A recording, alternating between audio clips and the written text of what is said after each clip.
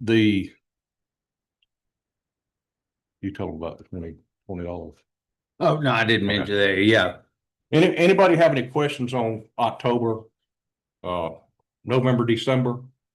November, Bob Hogue is gonna be, Bob Hopty is gonna be our demonstrator, and Do they want the pieces for the mountain bike? for October, they'll take them the first week of October, that is October. They'll take them probably any day now, because we've only got a few days till, 1st of October. And pick them up the end of the month. And there's leeway either side of that. If you've got a table, take it. They have tables there. I've got 3 tables. I'm not sure if I'm gonna make it or not. What are the dates again in October? What are the dates again in It's October? the whole month, the entire month. I mean, you, and 2 people will go in and put a table. I mean, that's, we've actually had folks share tables. If you got one thing to take, be happy to take it. You don't have to sell it. You can put not for sale on it if you just want to show your stuff. That's another avenue. So they keep track of it. They make sales. They keep the money, and at the end, the next month, they will send you a check. Did they set the price on the sale, Don? No, You do. you have to do that. Each item needs to be marked with one of those little sticky stickers on the bottom Either the with the price, price. And not then for put the sale price on the list. only. Yeah. That's for the month of October. November, December, I mean, if you can leave it there, October through 1st of January, first week of January, you can pick your stuff up from that time frame. But again, the weekend before and after, if you could go anytime this next week, I would think, and they'd let you set up, happily let you set up. I'm trying to get the contract. As soon as I get it, I'll get it out. If not, you can get it there. I do suggest taking a lined sheet, and I'll send out the one from last year. It lists your item, a little bit of a description and a price. And I put a place for a serial number. Which could be 1 through 30 or 1 through 2. Really doesn't matter. Any other questions on that? But we always have some pretty stuff back here on the table. We need to let people know that we're in existence. Yes. $5 for next, is that, because there's a class on like Friday? That's for the 125 is for the full day hands-on class on Friday and full day hands-on class on Sunday. $250 for both. $250 for both. Yeah, $250 for both. That covers them, their expenses, and all the materials and a lunch that we're gonna throw in on that one.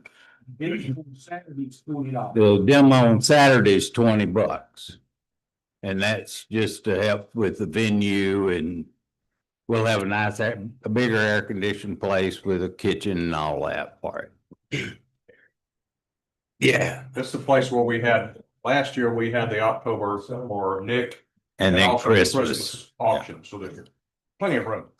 It's a nice facility. You're gonna sit down and add this for that place for those. Yes, yes. It'll be in a newsletter. Are you getting the newsletter Yeah. I get or the email or?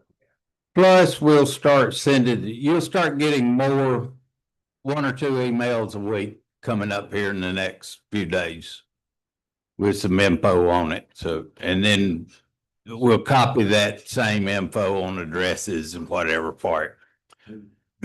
But the Duxburys are super interesting group. Howard's familiar with them.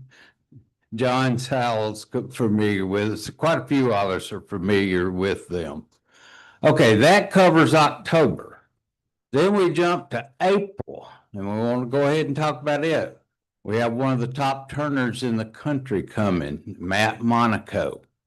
You can look him up on the internet. It's Monaco Bowls is his webpage.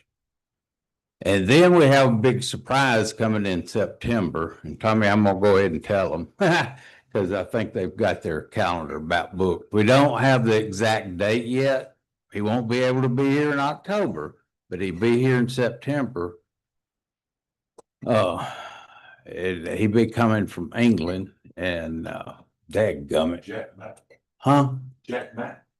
No, huh? You forget his name? Yeah, I forgot, yeah, Colin. And he was a real good friend of Nick's Agar's. Tommy has taken a class from him before on the smokers and all, but he's also a worldwide turner. He's gonna be here for SWAT the end of August, and then he's going to Pittsburgh to do their symposium. So he's got, and then he's gonna work us in the middle of that. So What's his name? Colin Way. COLWINWA. You can look him up on his Facebook or any of those things. Now, You mentioned SWAT, you have dates on that in your head? You know the dates on SWAT in your heads, but you remember? End of August. for SWAT. Yeah. Okay, I'm fixing to talk about SWAT itself. Okay.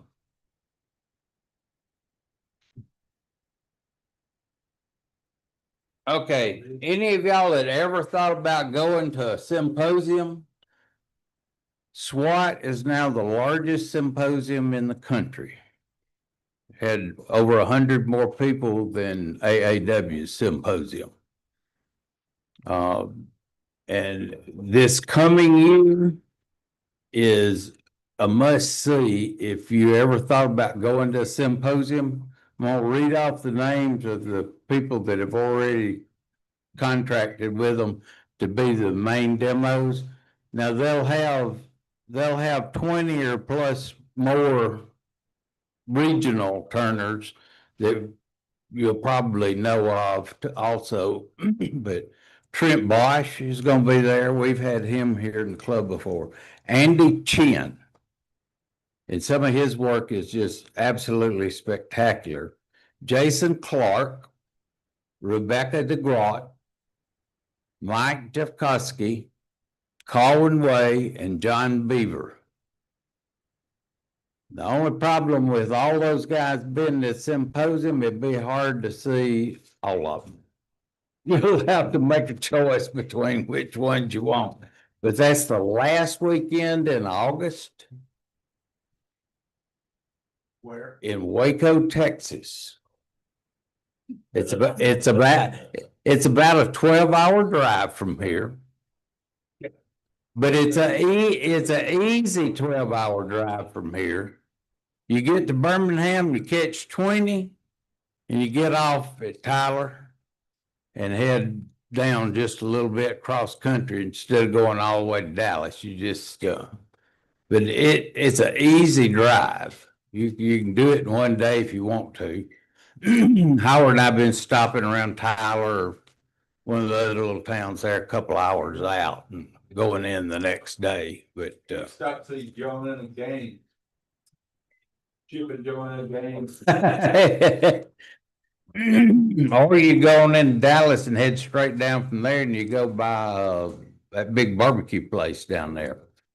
But the price of the symposium is always very reasonable. It's usually about half what the AEW is or less. And they actually feed you lunch every day included. Oh, it's a fantastic symposium. And if anybody ever thought about going, this would be the time to go. And if we got a bunch of people that want to go, we'll figure out how to carpool, cut the gas mileage down a little bit, cost. And everybody be thinking about it because come January, they'll post the rooms and we will not hesitate this year about getting a room. Howard and I had to stay in the motel from hell in Waco, Texas. this year just to have a room. But it was cheap. It was cheap, but thank God it was cheap. But it was definitely nothing to brag about. Did the bugs come around and take up donations? That would never been seen, but the doors, the paneling was falling off the doors and all of that mess. But it had plenty, hey, it had plenty of hot water though. Better than any hotel we'd stayed in a while. I stuck with the place. But, I didn't get in them. but that'll cover it. So hooked up and- Oh, excuse me, let me get this phone put up. That'll cover most of the things that are going on. Yes, sir. About cheap. We can get the AAW thing this year, so for $100, I signed up to get the videos online afterwards. That's a good deal. Yeah, it You is. can watch all the Yeah. demonstrations all the way through. Right? And when you sit in those rooms, you end up watching the stupid TV anyway. Yeah, that's true. $100 is still a whole symposium about. Yeah. Well, they showed one demo out of every rotation, but they picked the demo and the one that they thought, well, yeah, that was a pretty good deal. That's a pretty good deal. And you get to watch it for up to 3 months or something like that. Okay. Yes. Now we have 2 or 3 visitors, a bunch of 2 or 3 visitors. And we're glad to have every one of you. If you would stand and tell us who you are and where you're from. I'm Jordan Kelsey, I'm from Madison, Alabama. Rick McCoskey, Madison, Alabama. Then we'll just carry on back. Daniel from Madison, Alabama as well. And Oh, got population of Madison. yeah. Mark McIntyre, and my brother Kevin McIntyre, work with Paul. And Kevin, if the people in front are too tall and you can't see when this gets started, we'll get you covered. There you go. All right, we have any other business? Oh, yes. I also have the sign up sheet for side dishes for the Saturday Duxbury demo. I'm gonna leave those. I'm actually heading to the great state of Georgia. God. Should have been there Thursday. But please let me know if you need any information. Put your new guys, put your email on the sheet and I'll get that and add you to the mailing list. Well, who's collecting for the Birmingham Hospital? Me. We do. I got. Oh, I forgot to bring that That's up. another thing. Yeah, that's another thing we gotta bring up. I need ornaments. And And bring them, at least bring them for next month. Because on Monday and Tuesday after our weekend, I'm gonna be taking them down to Birmingham, but they're in need of 100 ornaments or so all total, so, I have 5. I've got 5. okay. Excuse me. And these ornaments are for the Children's Hospital. And they go on the Christmas trees at Children's Hospital. And if you've never been to Children's Hospital along in November, they've got 40 or 50 trees set up and decorated and all, and then they have a big auction. They auction those trees off, decorated and all, and that's their fundraiser for Children's Hospital. Well, one of those trees every year is a tree of wooden turned ornaments. And the Birmingham Club is aging out and having some trouble coming up with them. They ask us to help, and we're very glad to help with Children's Hospital do it. So that's what the ornaments are going for. And I'll send out more information about that, but that tree that has all those ornaments on it, you have to take a large checkbook with a large place for a lot of zeros to get that, because it actually gets bid way up into the thousands of dollars. I mean, somebody takes it home every year and they pay thousands of dollars for that. A couple of years ago, it went 10,000. Yeah. And it's gone for 10,000 on more than one occasion. Size, ornaments, and question, or. Christmas tree size. Just Christmas tree, they can be little bitties or Example right there on the end. into the table down behind you there. I suppose are good.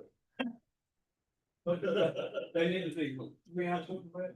Well, they need to be hauled.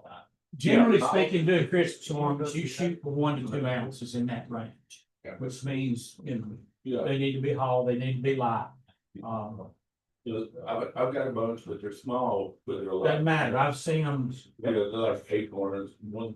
Yeah. You gotta remember, you're putting them on the Christmas tree too, so you don't want one that long that won't hang on the tree. I turned the topper for that tree, I think 4 years in a row, and then my topper was, had to be less than 15 inches, so I did my 14, 7/8.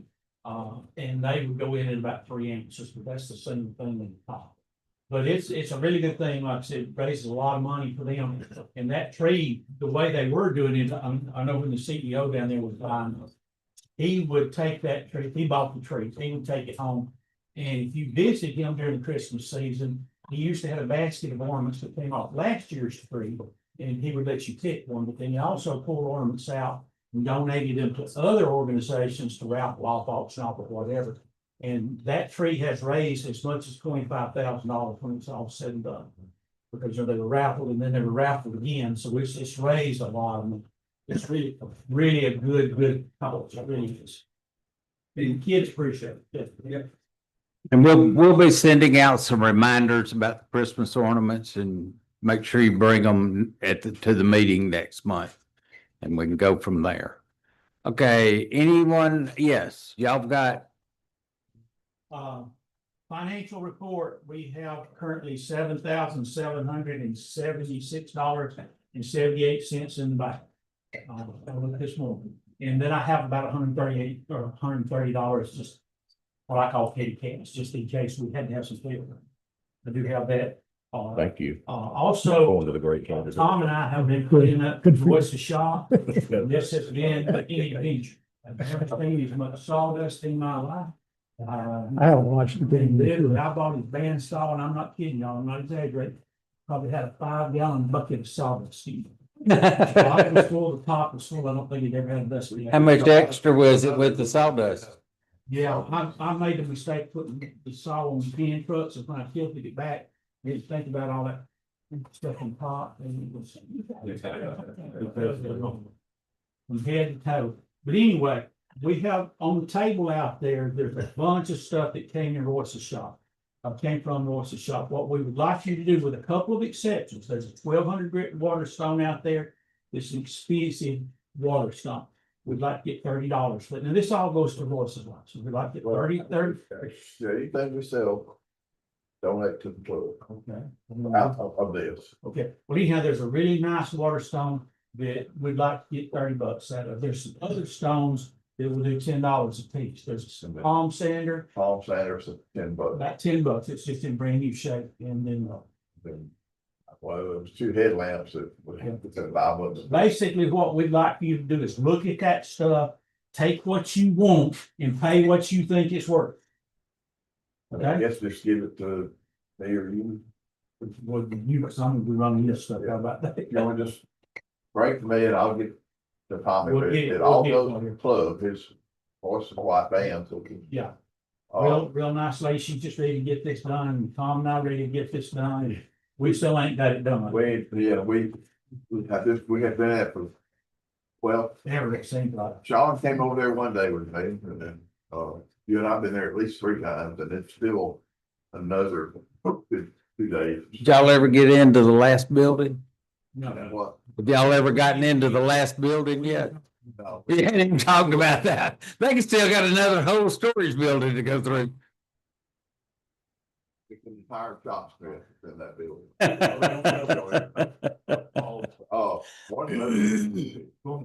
Well, I've got a picture on here that there is a Delta It's a 22 560 planer with two new sets of blades to go with on the stand. I think, I mean, I looked it up, I think it said $125 for it. Something like that, it's one of the. I've always I've got- got them a bread box planer, y'all know what I'm talking about, table box. Yeah. Planer that. Actually, I've got a, I don't know. Get that, we'll get that on the. But anyway, the stuff outside, like I said, look at, there's screws, there's. Just all kinds there's stuff. picture and then. that wasn't worth individually priced or anything like that. It's what much time there, but if you would, if you want something tailored, give Donna what you think it's worth, with the exception of the water stone, sander, and there's some little headlamps, I'd like to get about $5 for them. So That's that Waterstone is, it's a King Waterstone and it sells for $45 at the crash, so. It's, it doesn't look like it's ever been used. raise. That's 12 inch, Well, I'm that- gonna move in. you see, about 12 inch. the sander, the planer's 12 inch, yes, sir. I think it'll do 6 inches thick, but it's 12 inch planer. Seems to be in really, really good shape. I mean, not gonna else it that much dust on it. But, You blew it off before you took pictures, didn't you? fire up there, the pressure thought, yeah, man, it fires up. Those, then all of a sudden here. Blew the side out of the compressor. Air conditioner. And water poured everywhere, everything leaks that full of water. I've been to this, say Mayor Collins, one. Like I said, that stuff out there, there's just all kinds of stuff. Now, the wood that's out there, there's a couple of boxes of wood, that's free. Thank you. If you want, you'll make a donation, that's fine, and Danny will finish up. Other stuff, it's some kind of a Duke's mixture of everything. I mean, Yeah. it's just all the little stuff that we're pulling out of drawers. And I mean, it's, There's scissors, there's some cutters, there's just stuff. there's Just a whole box of just different kinds of abrasives. Sand. Some of those that go in the little triangular shape. Some of them brand new packs of stuff, never had anything over. Just look at it, and whatever you think it's worth, you get with me after the meeting or during the meeting, whenever. I'll turn the money over to Poppy. And I'll add to that seven, whatever it was. And y'all, I'll be thinking about the fact that we got 3 world-class turners coming. One next month and then 2 next year. And I'm also gonna put out a plea for, I need help. Mentally probably, but I don't know if anybody can do that, but. We need a volunteer who is good at doing advertising type things. Cause we're gonna need to advertise. Really, we need to advertise the Duxbury's more than we did, but I've been sick for too much here lately. And we've gone lacking. I'm sorry. I apologize, but especially for next year, we're gonna need to advertise the fact of who we got coming in. Cause they're 2 of the top turners in the world right now, so. They both, Gary, they both got really good YouTube stuff if you wanna go. Yeah, all of them do. Gonna lay in, Matt, Monaco. Yep. They've got some good videos on there, those that don't, are not familiar with Colin Way, he used to do Action. He did that for Axminster too. Yeah. And he. If you go to Axminster, he does there's a lot of YouTubes through Axminster. And then, he has his own YouTubes also. And he usually does a monthly thing, but he's not doing, he's busy right now. You gonna do the classes with that Matt Monaco too? Yes, we're gonna do classes with Matt Monaco. And we're gonna do classes with Colin. And we've got to decide here pretty quick, we'll discuss what we actually want to do the classes on with them. And figure out what we're gonna do there. We try to have the Friday class needs to be geared to beginner, intermediate, and some advanced, but where if a new turner wants to come in on Friday, he's gonna get as much help as he needs to get going. For the class to be here. Bit my shop in Boaz.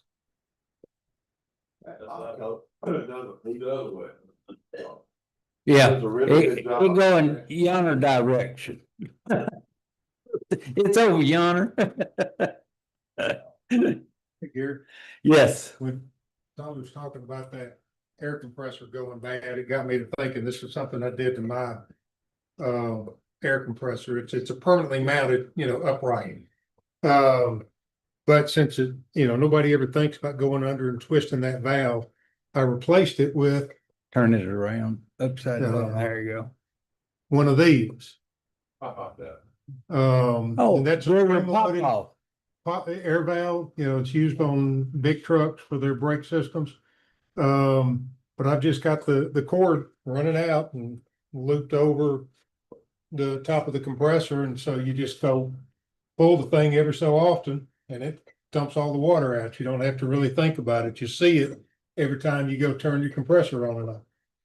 How about send a picture of that with a link to Bill Cash, get him put that in the newsletter, because there's a lot of us that we're all getting to the age we can't bend down there to open the valve on the bottom of our air compressors very well. We can get down there, but you got to call a record company or something to help us get up. And he's plugged in a regular 1/4-inch pop-off valve on it with a pull chain, which is an idea. I love that. I'll be going home and ordering me one today, I imagine. Anything else? One question. Just a question, I'll get with you after. Does anybody in here turn on a Laguna lathe? Okay, let me talk to you. Oh, by the way, also, if you were thinking about getting a new lathe, either Jet or Powermatic, they announced a 10% increase next month. So you might be, if you're going to be getting want a new lathe in the near future from Jet or Powermatic, save 10% by getting it this month, that's next week. But then you still order an American Beauty because it's all American made. But you gotta be sitting on 10 grand to get one of them though. But I think they're worth it.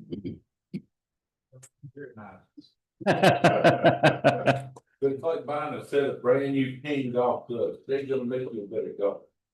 Good. So, does that sounds like a word of wisdom that you've been there and done that? I just love them, they throw Didn't none of them work better, huh? Okay, all Have right. a good day. I'm going. My name gets full for the eternal calendar. I'll take it. Okay, drive safe, buddy. I'll be talking to you. They're gonna be tramping through Georgia. You know, everybody real tired, didn't you? Everybody together. Roll Tide.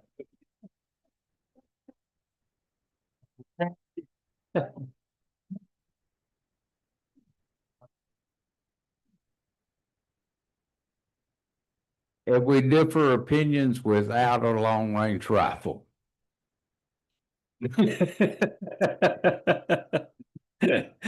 Oh, God. Okay. Anything else? Y'all search your soul about helping out with helping me write up advertising stuff. Let me know. One more thing, if you're a visitor, we do not mind if you need to come around and I'll take you if you stay. You need to come, you want to see kind of look closer, come around, look over the shoulders. Well, not just visitors, but the rest of the officers know that by now. Feel free to come up, take a look. And he means come around here where I am. He'd be standing right here, and if you want to come look over his shoulder, No, you're welcome to.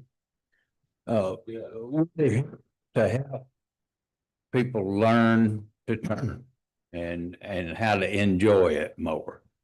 So if you have any questions, don't sit on them. There are no stupid questions.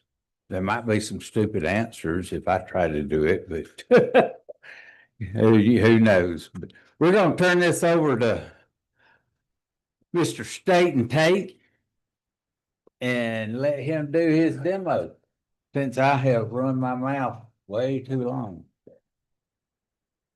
Jason, really? Gotta hold it.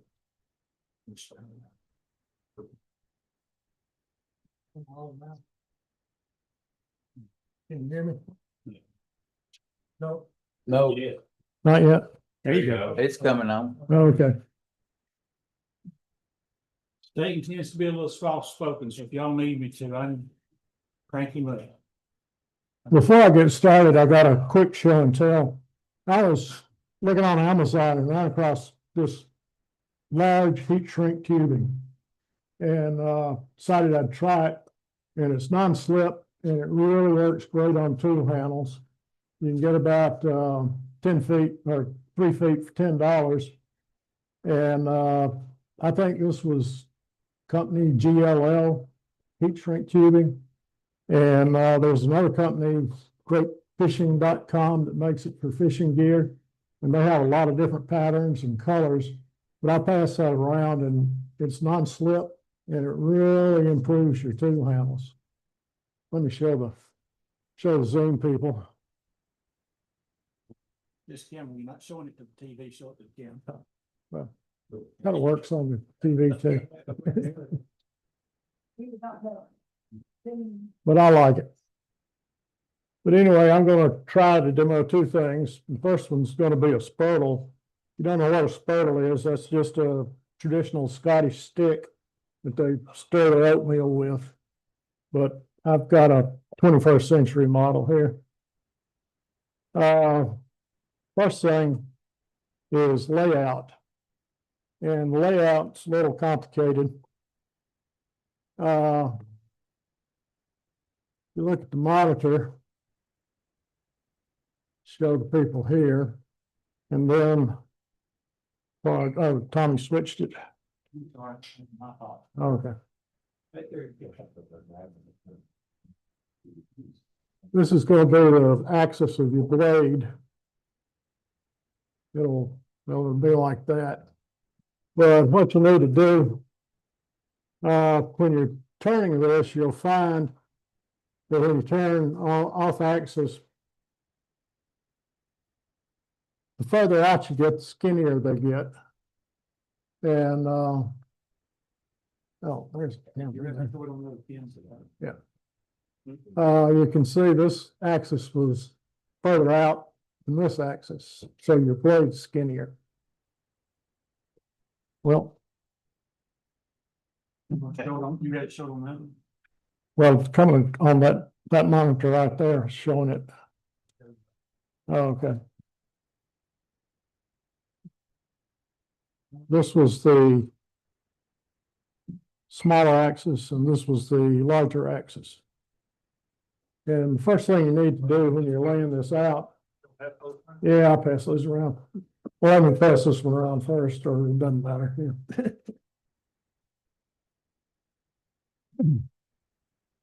Kind of helps to do this in a certain order. First of all, you want to find your center. And as far as the stop goes, anywhere from about 1 inch to 2 inches is good, but the more accurately you can cut it, the better. And you can do square or rectangular, you can just play around with it. But like I say, mark the center first, and then find your horizontal and vertical axis. And you want to carry that vertical axis along the blade edge all the way around the block, and you'll see why that's important later. Really helps you when you're turning. And they can be as long or as short as you want them to be. So I'll pass this one around too, and you can see how to turn that.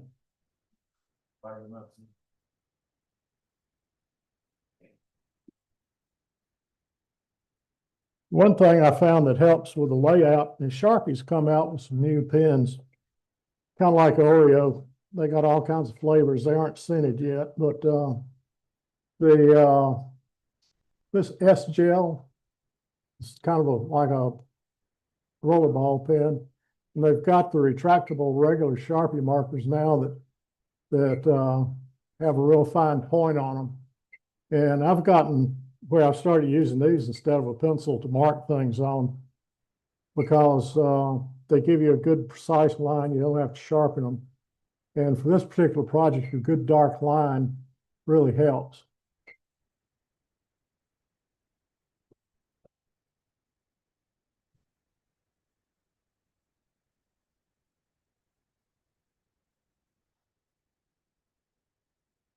But the first thing you want to do, can you hear me with this thing on?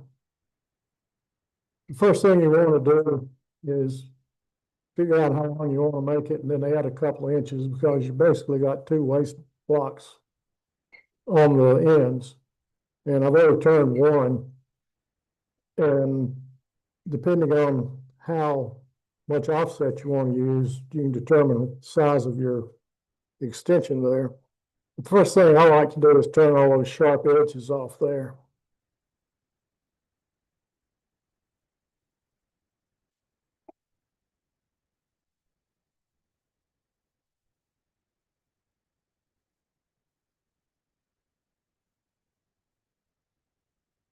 And this is one of those projects, especially when you start out, where you want to stop about every 3 or 4 cuts just to see where you are. And I like to get this all the way rounded, but sometimes you run out of space depending on your offset. So just check your holes there. And the more accurate you can do those holes, the better.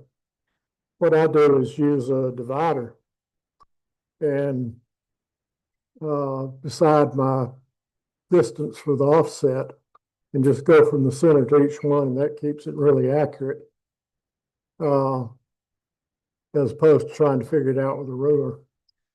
But you'll see later on, the more accurate you can lay it out, the better.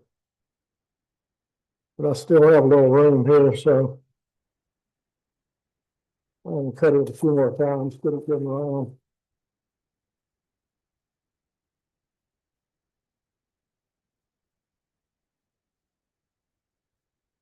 That's good and round, and next thing I do is just get the edges off. And the way I line mine up every time is I have the handle on the right side and the blade on the left. And this end isn't too critical as far as creating your waste block goes.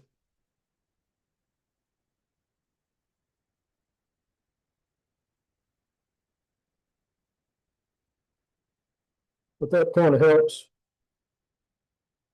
keep the thing from being so intimidating, especially when you're first starting. And if you get those little offsets turned a little too much, it's not real critical, as long as your tail center, your drive center is catching a little over half of the main stock, it'll work okay. But want to give yourself some room here, so you want to push these waste blocks out. So when you're figuring your length of your spindle, if you care, just allow for that. And you can use your parting tool or your band or a beating and parting tool that I'll show you in a minute. And I found faster better on this, but turn it whatever speed you're comfortable with. But the faster you go, the easier it is. And having a good sharp tool helps. Right now, I've gotten where I don't even look at the speed anymore. I just go by the sound. And that sounds like 1700. And 9, 13, 12.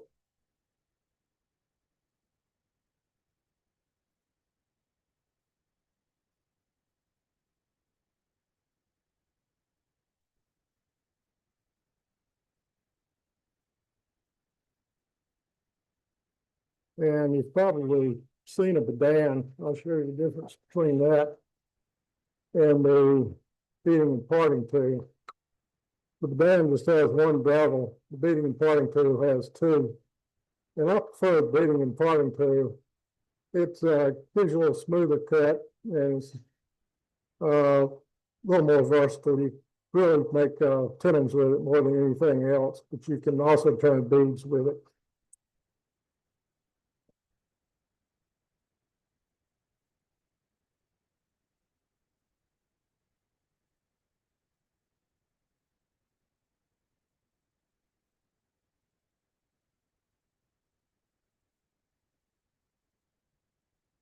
And give yourself a little more room, you can come in with an angle. You can do this with parting tool too.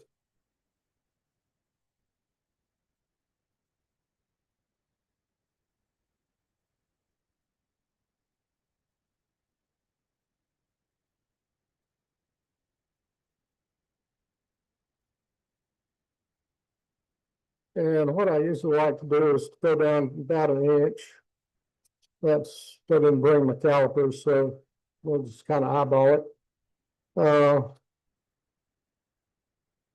What you don't want to do is turn this down early on too far, or you'll get a lot of flex in your stock there. Once you get your waste blocks turned, you can decide where you're going to put your handle. And depending on the size you want to use, just a regular size, I usually use my hand. I wear an extra large glove, so I have a fairly big hand, I guess. Mine comes out pretty consistently to about 4.5 inches.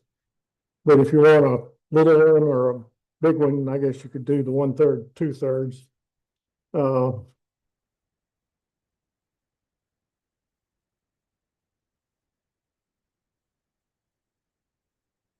I usually just measure 4.5 somewhere along the middle, like that. Don't have to be too accurate. And you could use your Badan or beating and parting tool, but I finally went back to using a parting tool on this because it gives you more options later on when you want to finish the handle. But you still need to make some extra room for yourself.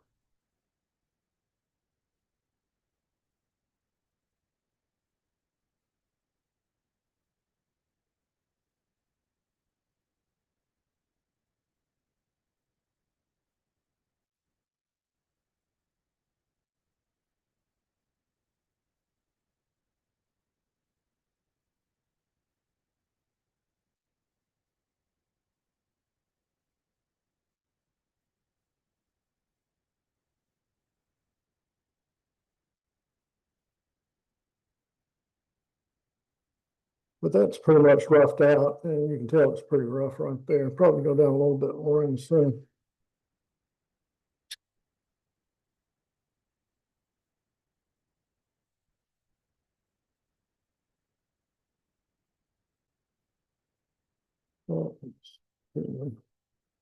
This is a really weak point right here, and you'll see later on that's going to be the smallest diameter in your workpiece.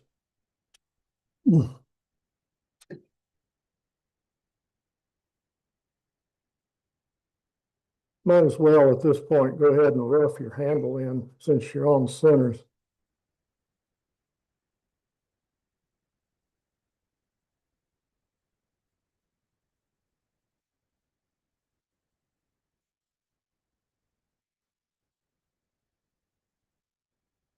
And this is just your spindle roughing gouge. Nothing really special about it. But your safety rule is ABC, anchor, double cut. And I noticed I tend to lose my focus more as I get older, and mine's more BCD. It's double cut disaster.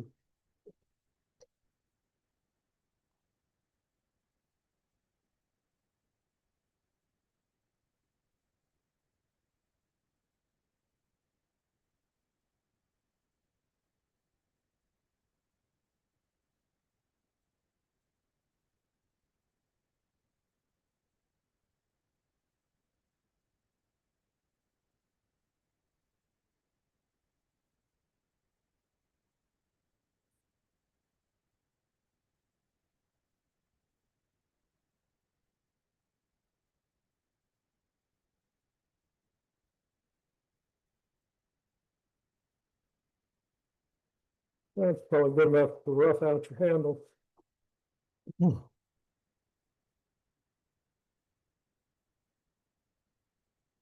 So that's pretty much your roughed out stock. You could turn you a bunch like this and then do the finish turning later. Probably don't want to use green wood because it would warp. But this has been sitting around in my shop long enough that it's dry. What kind of wood are you using? This is red oak. This came out of my neighbor's yard.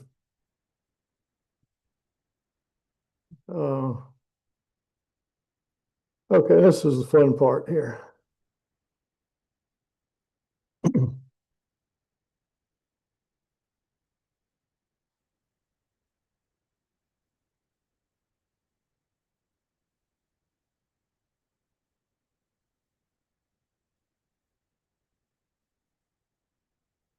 Okay, you want your axis, your blade is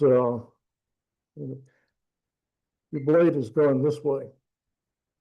So you want that axis to be perpendicular to the blade bed of your lathe. And the best way I found to do that is just really hang this on here just barely where it rocks back and forth. And just let it stop, and it'll stop perpendicular to the axis of the or to the lathe bed. Then you can tighten it up. I like to tighten it up all the way and just make sure nothing's going to pop loose. If you're using a really big offset, you want to make these waste blocks thicker. You just eyeball it, or do you measure? I mean, how far is the offset? Whatever you want to pick. A good place to start, if you want to try it, is I would start right at the edge here where the extension meets your stock. That's a good place to start. You can move out in eighth inch increments until you find the spot you like. And I find that anywhere from 1/8 to a quarter is pretty good. Once you get up to a quarter and past a quarter, you really start running into problems with your pressure this way and breaking off your extensions. Plus, you can get your blades too thin.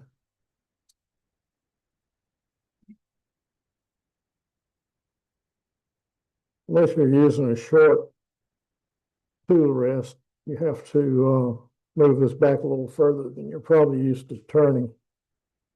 But you should see where this line's going to come in handy.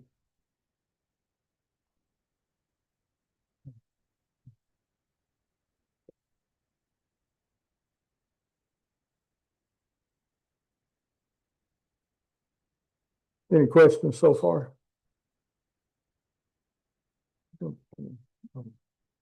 Use that. As far as safety goes, turn at whatever speeds you're comfortable in. I think when you see this, you'll probably be motivated to go review all safety rules. I will say that I did a demo a long time ago down in Birmingham. Jack was sitting on the front row and he decided to move. I like to stand back and see what happens. That's up to about 2,000, 1,800. That's probably pretty stable.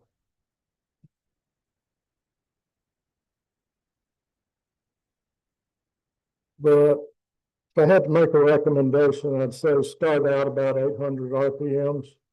If you're comfortable with that speed, just to get the edges off.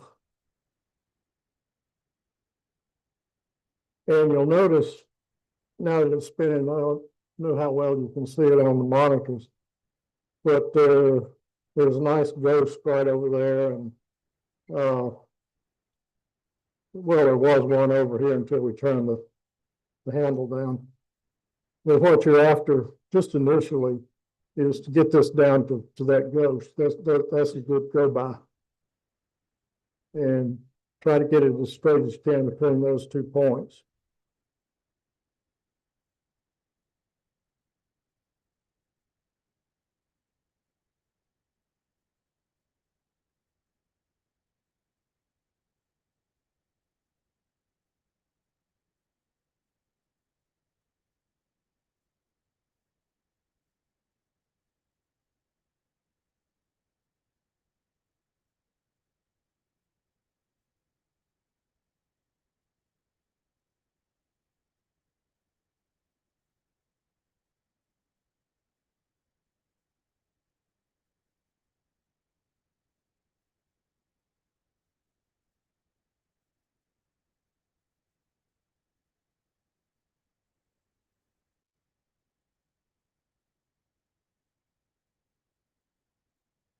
That'll kind of help you see what you're aiming for. You want to come down, that's why I usually measure at 1 inch, because you have a known reference there, and you can, by the time you get there, you're gonna have that face rounded, and I'm gonna show you one other trick here.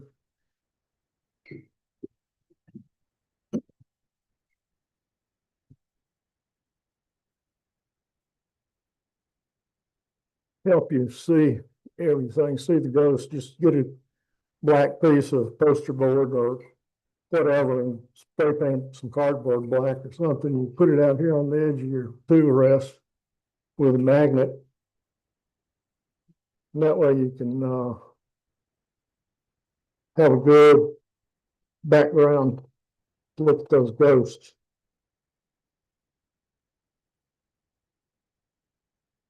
Oh, that's the door that's rattling there.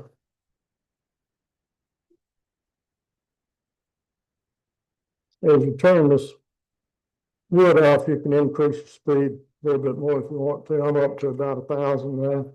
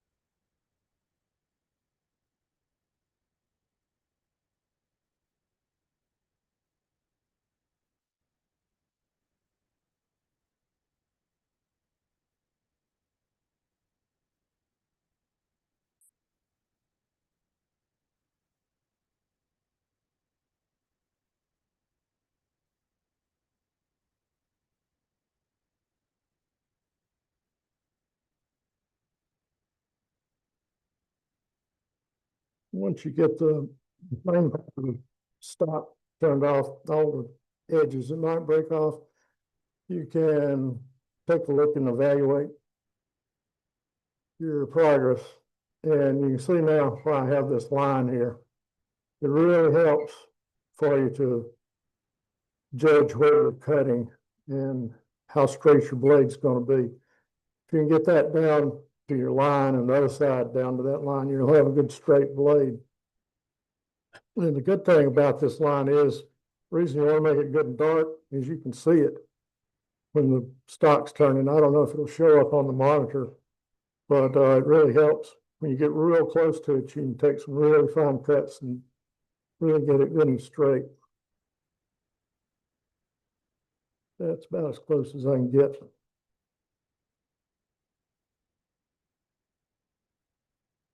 Like I said, turn at the speed you're comfortable with, but after you start getting some of this mass out of your stock, you can increase your speed, and it really does get easier the faster you go. You just have to get over that psychological hurdle and make sure you're doing non-stupid things.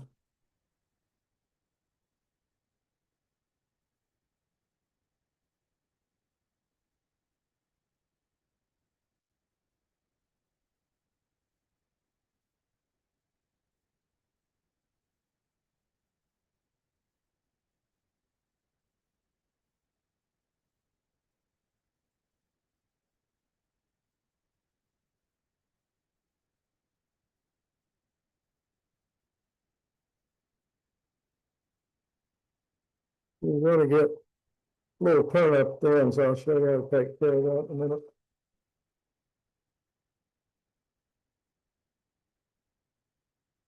But it really helps when you're starting out, stop about every 3 or 4 passes and take a look, see where you are.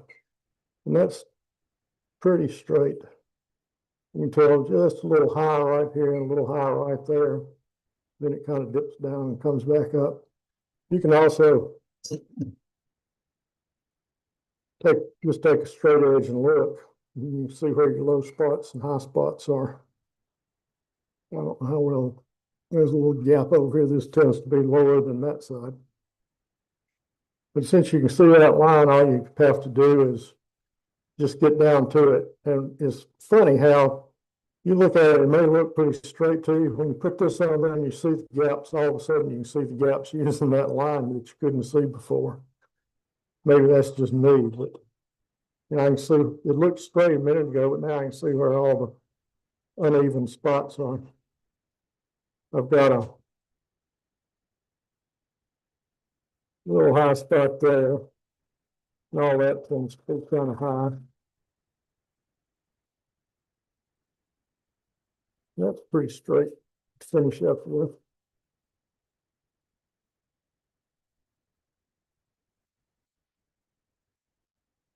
But when you get to this point, learning to take a nice, delicate cut, loosen the grip a little bit.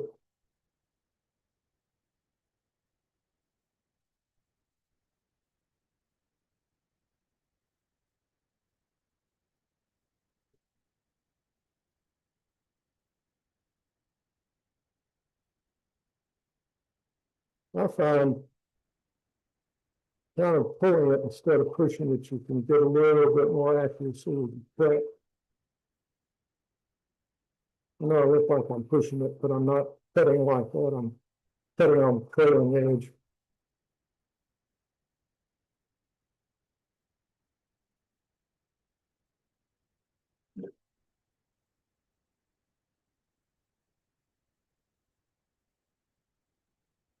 Okay. Looks like we're pretty safe. Can you see that on the monitors? And where you'll find whether or not you marked it out accurately or not is when you look at the other side. And, well, it looks like my line was off just a little bit because I've cut the line away there, and I've still got a little wood before I get to the line there. And the question you have to ask yourself, which side was the most accurate? And every time you have a 50-50 chance, 90% of the time you're going to pick wrong. So I'll show you how to get those two ends good and straight. You don't have to have a scraper this big, but I just happen to have one that seems to work pretty good. Just a regular negative rake scraper, flat scraper. It's been around in my, it's a Henry Taylor. Yeah, I found the bigger scraper you buy, the better. More mass, it helps. But if you look at my negative rake, a lot of them that you see at catalogs, they have a negative rake cut back about 1/4 of an inch. Well, you don't really need to waste all that metal. I just take it and, hit it like that a few times on my grinder. And then, well, I have a special way of sharpening it, but then you sharpen it, and that's all the negative rake you really need, and it works just fine.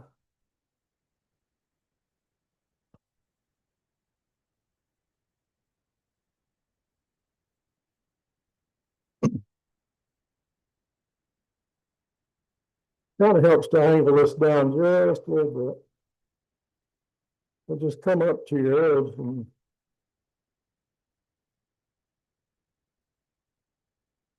work down to that line real slow.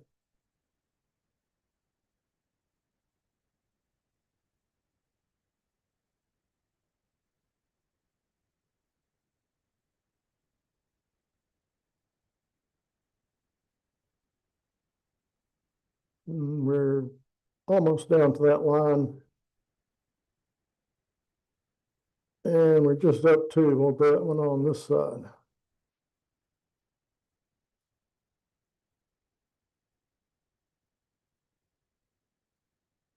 You should be able to see the ghost in the middle. And your line on that edge. Pretty where to start.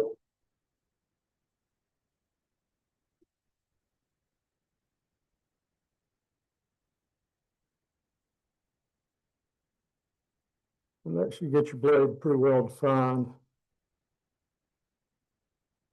And you can go ahead and gently scrape the rest of the blade. Will really improve your finish for sanding later on. If you got any small irregularities, I'll show you how you can make them almost invisible. But with a really, really delicate touch,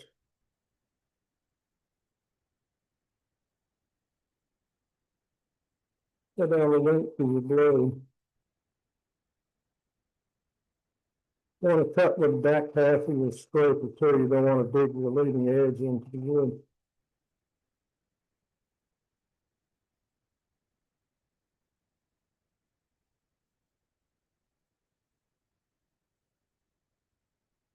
That gives you a pretty decent finish. I don't know if that'll show up on the monitor or not, but it's fairly good.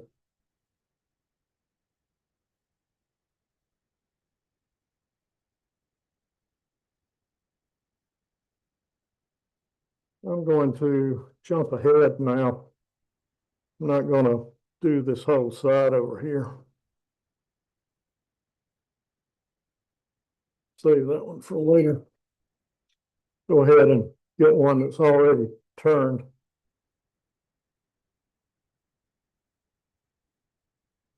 Once you get your, I'll just go ahead and put it between the centers.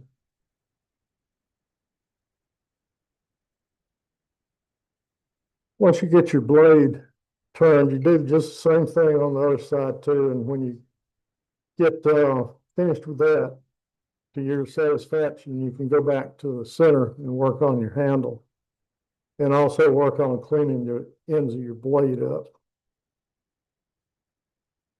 And after you've gotten used to dangling it, you're going to want to spin it to see if it's right, but you don't have to.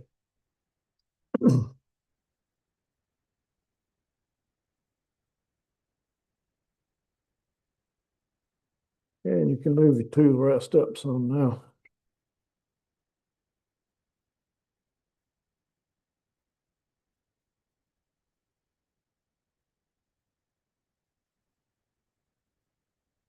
I usually like to start in the middle and start developing this transition between your blade and your handle. And your handle's really the way to personalize this unless you want to do some wood burning or something on your blade. You should have about an inch here. And, that's okay for, yard work, I guess, but it's a little big for a kitchen utensil. So you can refine that size to really whatever size you think's good and looks good with the handle you have. And in the end, when you get satisfied with your blade and put it back between centers, you can always turn these base blocks down and it'll give you more handle room over here, but I'll probably finish these later, so I'm going to leave them on.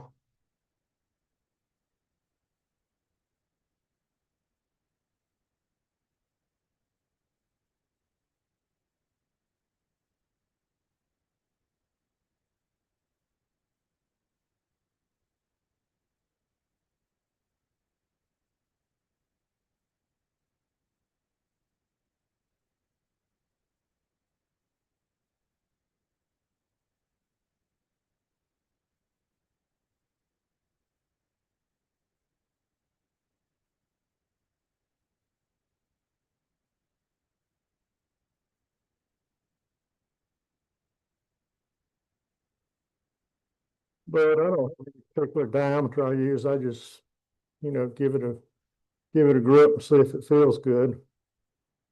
Remember, it's kitchen utensil and different people may be using it. So, just something that, like I said, I have big hands. That still feels a little big to me. So I'll take it out a little bit more.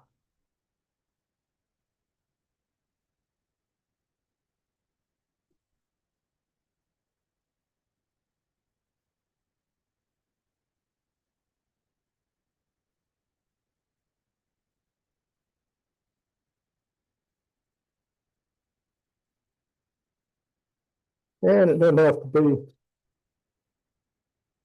exactly parallel. You could even make it tapered bigger at one end than the other if you wanted to. Or if you wanted to put a separate set of axes on there, you could make a three-sided thing. But that's a little on the large side, but we'll leave it there. And it looks like it's centered on the blade pretty well, or the blade's centered on the handle. So we can define this a little better. And yeah. Sure. Not.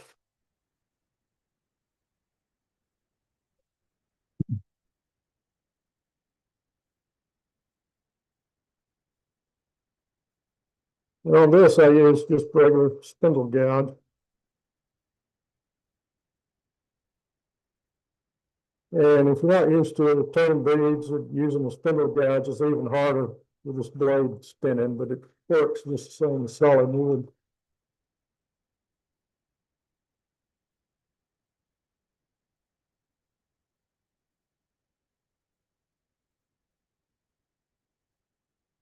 And I'm basically just making a V cut on turning a bead. What I'm shooting for here is to get this joint right here down to where there's a good line all the way around the blade there. So this is where if you don't start out with big enough stock, you can run into problems because it gets too thin there and you start getting flexing and oh, it's just terrible.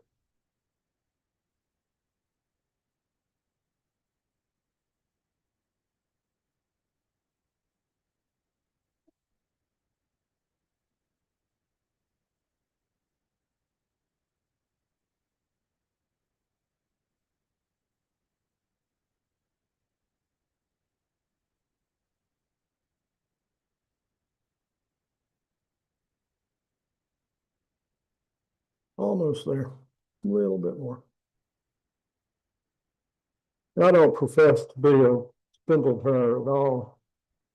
I always associate that with having to do 200 or 300 balusters for a staircase or something. And I do not like production art.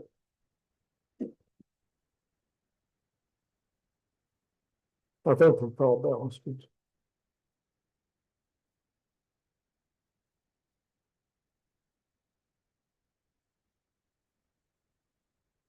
Okay, we've still got a little overcut right there, so you can take that down a little more if you want to. One thing I do, you get your parting tool out. Take this whole thing down a little bit.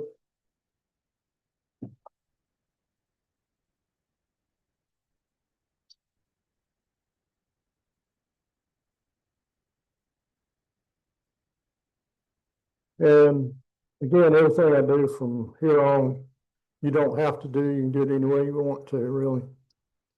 Yeah, a little bit. Let's see, what I've been doing lately is just putting a little bead there with a beading tool, and yeah, it's gonna fit.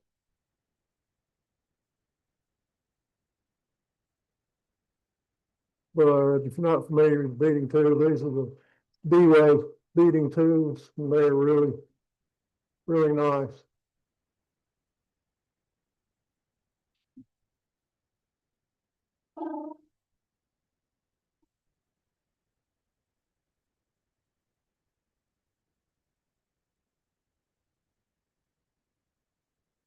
Take that down a little bit more with this parting tool.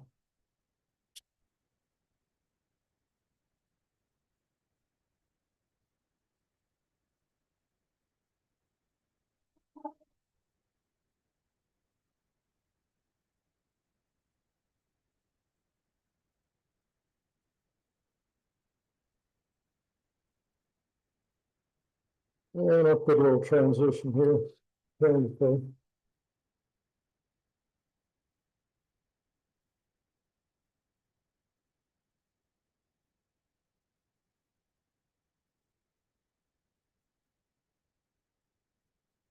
There you go. That's a fairly good little transition.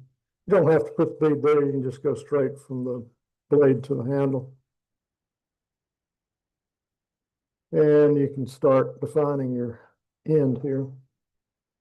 If it's too short, remember I said you could turn all that down, but I'm not going to right now.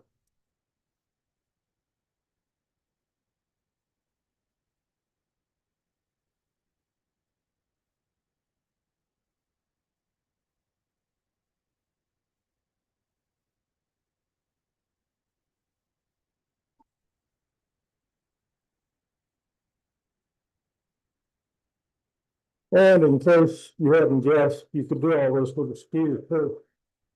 You want to practice your skewer.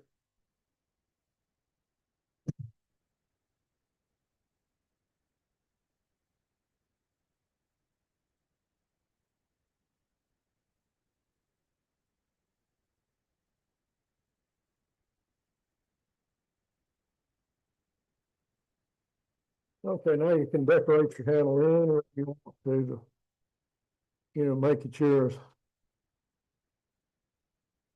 What I've been doing lately, and I'll do it for a while, and something will pop into my head and I'll try something different for a while.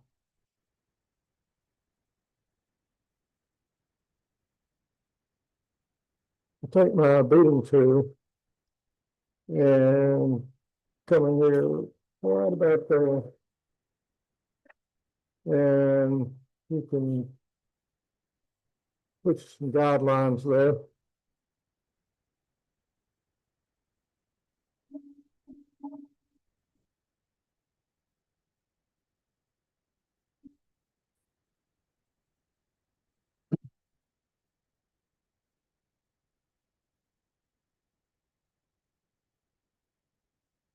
And what I've been doing is you can leave your handle straight, you can make it concave, convex, whatever you want to, but I've been making sort of a double ogee. And a long time ago when I was making spindles, I thought, gee, it'd be nice to have a really small spindle roughing gouge to rough out some of these finials. And I took a U-gouge. This is for turning the bottom of the bowl. You can get, as opposed to your V-gouge or your parabolic gouge. And I just ground it like a spindle roughing gouge just to see if it would work, and it works pretty good. Makes a little mini spindle roughing gouge.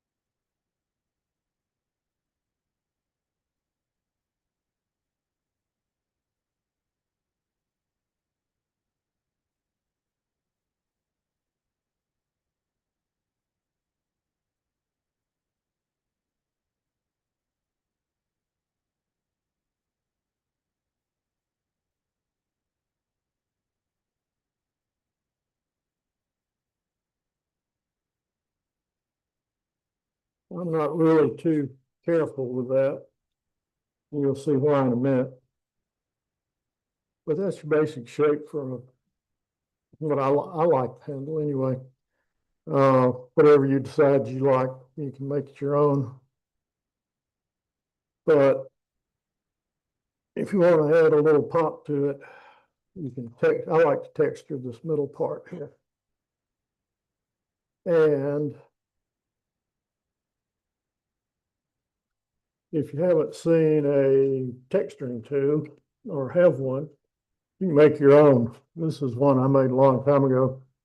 Just out of a wire wheel and a stick piece of wood I wasn't using in the shop. But that's just clamped where the wheel won't turn. And I have one side's kind of longer than the other, just depending on what kind of damage I want to do to the wood. But you can turn it fast, turn it slow. Hey, I'll go up about 2,000. This one you need to come back a little bit.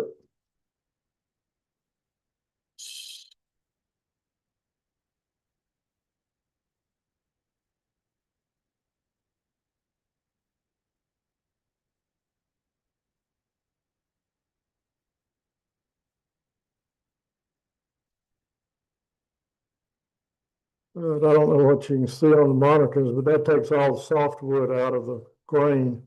You can see some of the grain. Plus it gives you the circular lines on the handle. That's one way to do it. Yeah, another way is just to use your Sorby texturing tool. And you can use these a lot of different ways to get different textures. But you always want to put your screw head on the right, or you will unscrew the wheel and it'll come off. I haven't ever found a way. I guess you could put super glue on the threads and hold it down, but I have had them come off when I wasn't paying attention. If you want a pattern on there, just move it. Keep contact and move it real slow.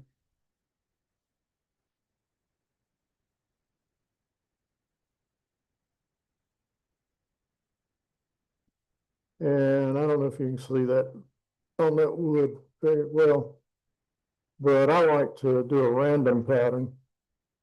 And with a random pattern, where it looks consistent all over, you just have to vary what you do and touch and go a whole lot.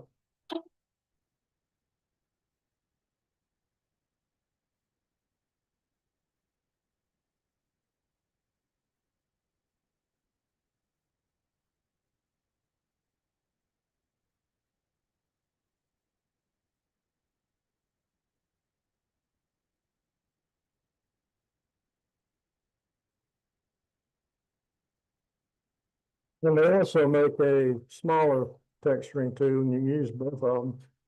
But you can see that's starting to give you a nice pattern.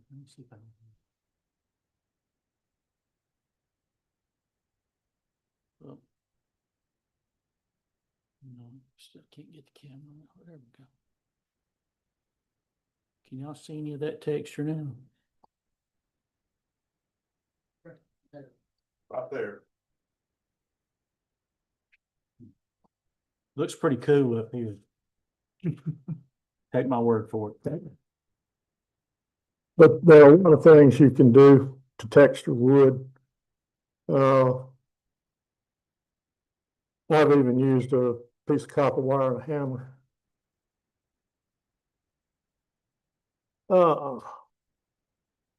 But to really make it pop, you can burn those lines in. And when I was rummaging around, I found two things of tempered spring wire back there. That's what this is. I guess it's piano wire for different notes in the piano, but help yourself to it. And I've got about 10 lifetime supplies back there. So take all you want. But it helps to really crank the wave up here. I'll stop about 1,800. If you want to do the beads, you can. With smaller diameters, take longer. I always wait till I get a good plume of smoke coming out. Sometimes you can burn the edges, but not the very bottom.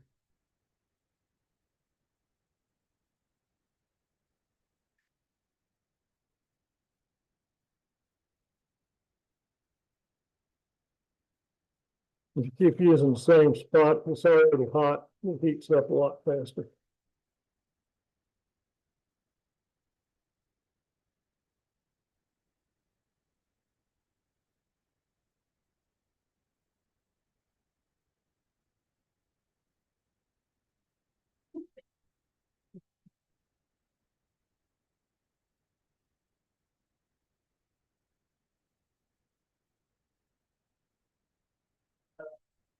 There you go. And that kind of burns the edges too. So you can always kind of clean it up a little bit. I think that's 120 grit. I don't know, it was a while back that I discovered, I might have been the last wood turner to discover it. But the faster you turn with sandpaper, the effect is that you're turning with a finer grit. And I find on this, I never go past 120. It's a kitchen utensil, so you don't need a nice shiny finish. And to clean that up, I use little 60 grit.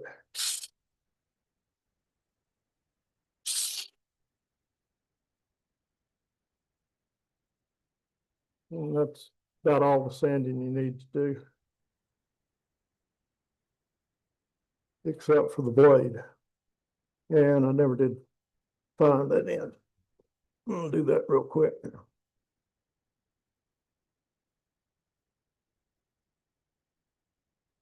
But you do the same thing, stood on that end.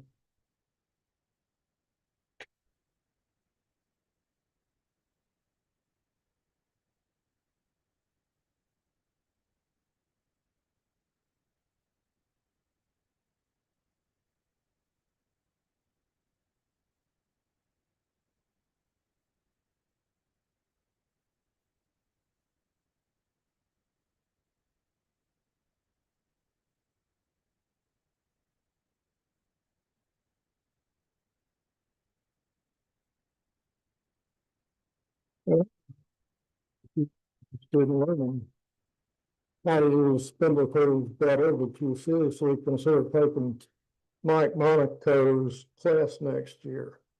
He was a production turner for a furniture company, and he does amazingly beautiful work with a skew and a spindle gap.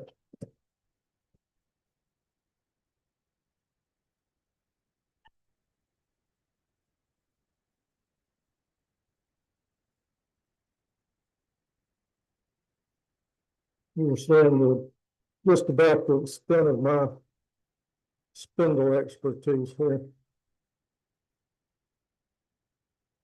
But anyway, I want to get both sides of that defined, and when you get happy with it, you just, I usually take apart and people get it down just where I can't stand it anymore.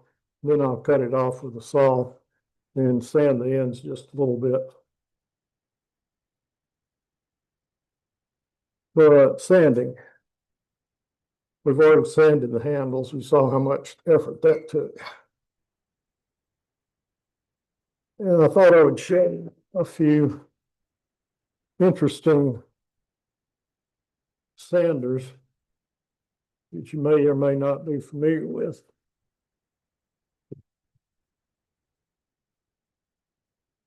This guy is a random orbital sander. It's Metabo, it's German made.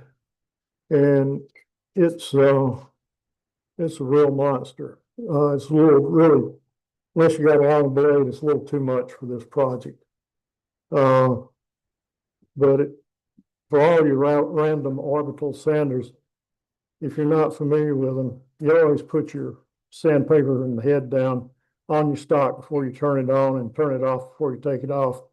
This guy in particular, if you turn it on like this, it's going to swing the pads off. That was the label on it. Huh? The brand label on it.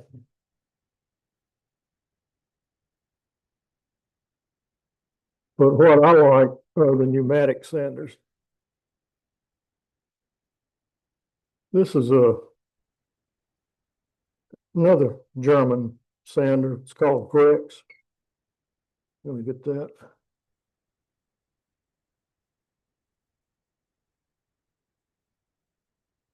And all you have to do, well, you put some sandpaper on there first.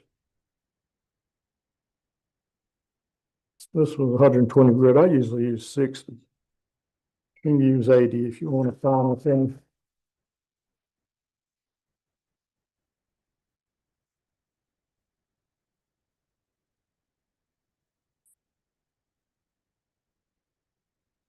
And if you got a little irregularity on your edge, you can always move it down like that. Nobody will ever know it wasn't done perfect. Plus, you can get that edge pretty sharp, and it's a good idea to kind of cut it down a little bit. And another sander I found a couple of years ago, it's an import from R60. Yeah, they do. And the faster you go, the lower the grit you can use.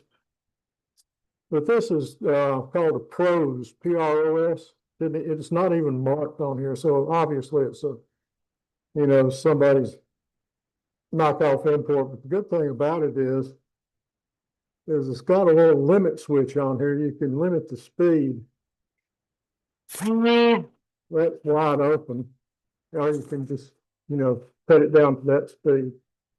But this paddle on the back, which has no safety feature on it, really makes it a variable speed. You can hold it like that, or you can hold it like that. But when you hold it like that,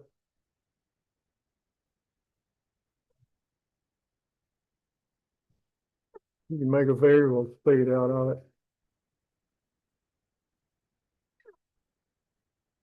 And it's not as powerful as a direct sander, but it does the job.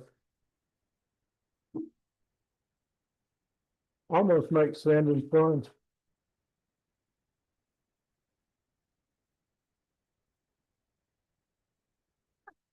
But when you use 60 grit and high speed, all these little blemishes, marks, and two marks just disappear.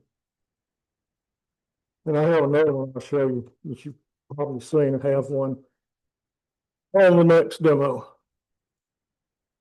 So that's pretty much what I was going to do for this one. Any questions? Anybody going to run home and try it?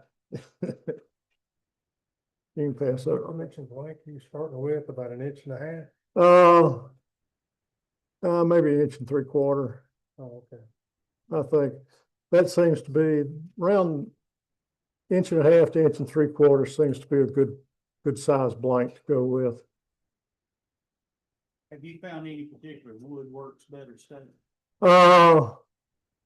I've used practice with. I've used pine. I'm big fan of cutting up a 2x4 and, you know, trying it out on that first. But any hardwoods, they're good and strong, especially that weak spot right there where your handle meets the blade. Hardwoods, I don't think. Have you got a finished one with you? Have you got a finished one with you? No, I didn't bring any. I have some. I've used oak, walnut. That's oak, ash. Do you put any kind of finish on it? Okay, since it's a kitchen utensil, you're going to want to use food safe finish. And I've been using walnut oil lately.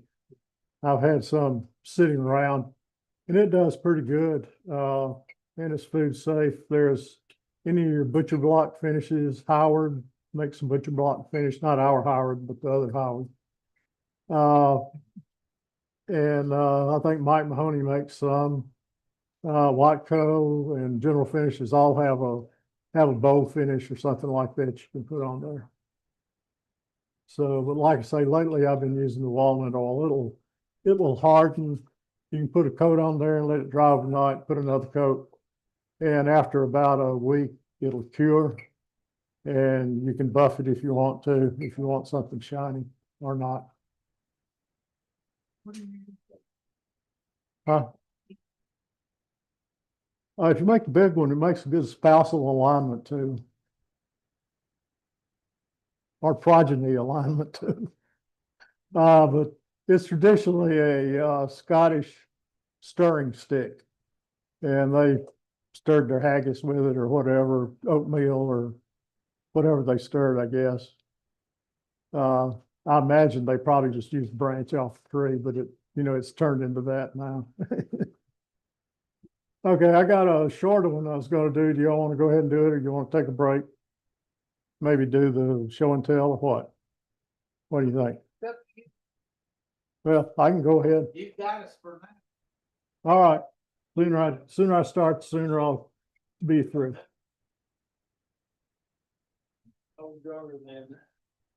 What I was gonna do next, which is along the same lines as what I did, but it looks completely different, are these little winged tubes, I call them. I think Gary called them impossible tubes. But this will keep you from throwing all your branches away when you cut a tree down. And if you want to get really fancy with these, you can do the Saturn ring on there. And I'll show you how to do that. But give me just a second here and get the old stuff out of the way and get the new stuff out. I'll pass these around. You can be looking at them. Now, you don't have to use a branch. You can use just square stock, or you can try something, and you don't have to put the tube in the middle. This was something I tried early on that turned into a disaster, but I laminated something to see what would happen. And, you know, the concept looks pretty nice, but boy, you got to be really accurate with this. And I was a little ahead of my time. You can take a look at that one too. But that is really a variation on a theme. And a long time ago, way back, I think it's probably Jesse's shop, we had Rudy Lopez here, and he did these winged bows for us. And I think he probably still does them. But you're starting to see now, this is just that, the wing tube with the bottom in it. And next step up beyond that is Stuart Betty's signature piece. His, whatever he calls it, offset square bow. But if you've ever seen him do that, it's amazing to watch him. And it's even scarier than the stuff I'm doing.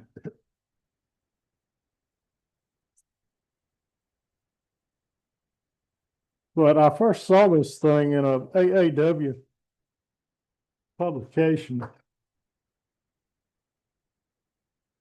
And it was by a woodturner from the Atlanta area called James McClure. And I went to his website, and he had absolutely nothing on his website about it. And after I looked at it a while, I thought, well, yeah, I think I see how he did that. And I fooled around with it and discovered that there are quite a few ways you can approach the problem. And these are jacks, don't only run off with yours.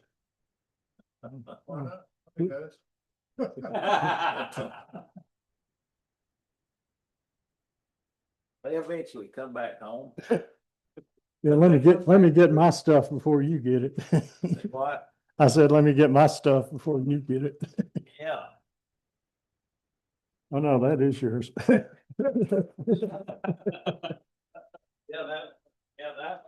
Look just like mine. State you always fail, but jacks are hard to prove. Yeah, that was a Harbor Freight. They don't make them anymore. Well, I've got a lot of Harbor Freight stuff. It's, you know, it's a lot better than it used to be, but you know, a lot of their tools were good enough, you know. They don't make 2 inch anymore. Anyway, I started off trying to do this between centers. And I ran into a lot of problems. It's really pretty easy. If you start with a just a branch, drill a hole through it, you can chuck it a lot easier. Show you that in a minute. But if you go between centers and turn the wings and then clamp the outside of the tube with a regular chuck, you run into the problem, first of all, of crushing the tube if you're going thin. And secondly, you run into the problem of most of your longer jaws are serrated. You put the rings all in your tube. You have to wrap it with tape before you do it. So what I looked around and I found these long dovetail jaws is what they're called. And Vicmark makes them and several other people make similar ones, but they have serrations on them. But there's a company called BM Woods. It's just a knockoff import that makes these that fit the Novichok. So if you have a Novichok, you can get these jaws fairly reasonable, especially compared to the Vicmark. But as far as I know, those are only two jaws that are this long that are smooth on the outside. But it helps. I mean, you don't get any marks, but you don't get much friction either. So it helps to wrap them in some masking tape, give you a little friction. You don't need a whole lot, but you need some.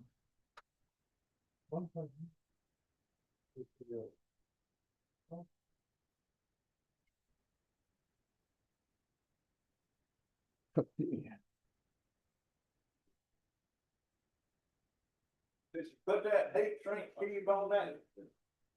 Statement On what? on those jaws. What, no, because you got to cut it so you can open and close your jaws. It won't stick. Yeah, but I mean, open the jaws up, put one piece on each one of them. It doesn't stick. Heat shrink cubing doesn't stick. Oh, okay. It just clamps down and holds itself there by friction. And also on the heat shrink cubing, you got to have a heat gun. Hair dryer's not hot enough. I think you got to get well over 100 degrees for it to start shrinking.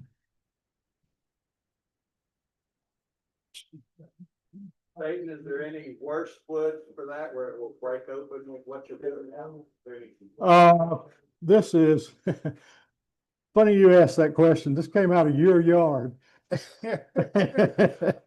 This is a piece of Japanese black pine, also known as thunderhead pine. And Jeff, I was over at his house one time.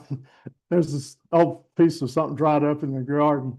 I asked him what it was, and he said, "Oh, it's an old shrub that died." And I was throwing it out on the street, and I looked at it. And I said, "Are you going to throw that away?" And it's been sitting in my shop. That's probably been about 10 years ago.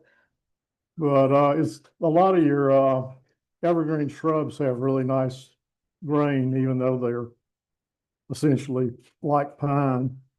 But when you're chucking this up, usually you want to make a good contact with this surface here. You don't want to do that here, because if you do, you'll get it off center and you'll have all kinds of problems with your wings lining up. So what I do is I go down till it just touches. It doesn't even really have to touch, but I let the jaws line it. And when you're starting out, you can crank down on it pretty good.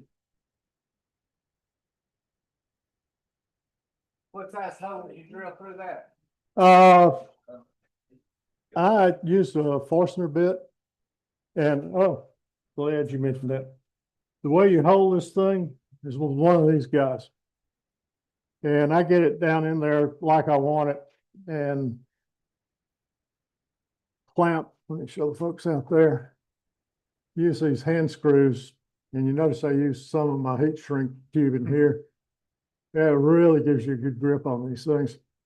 Get it as, before you start crushing it. And then lay it down. I put a piece of OSB on my drill press, and I just hold this down, this down with a drill press and get my clamp on it good. And then I clamp the clamp to the drill press table and hold it as steady as I can. The real trick to this, and the really, really, really hard part, is keeping the bark on this thing. If you want to do one with a natural edge, which looks a lot better, you got to be really careful when you start breaking out while you're drilling your hole. Going in's not too bad, but breaking out is where the problem is. And the OSB is soft enough if you push down with your drill press and get a good contact between the OSB and your branch here. That'll help. You can also use a liberal amount of super glue all over the bark if you want to. And once you get something cut, especially on the wings are almost impossible to keep the bark on. But about every other cut, I would stop and put super glue on it. So, find you a source of cheap super glue if you want to do this. But if it's fairly dry and the bark hasn't come off or you haven't taken it off, you'll get a lot of shrapnel flying around the shop.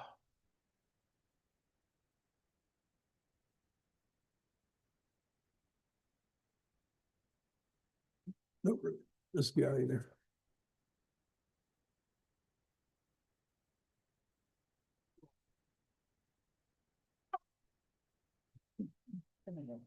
But this looks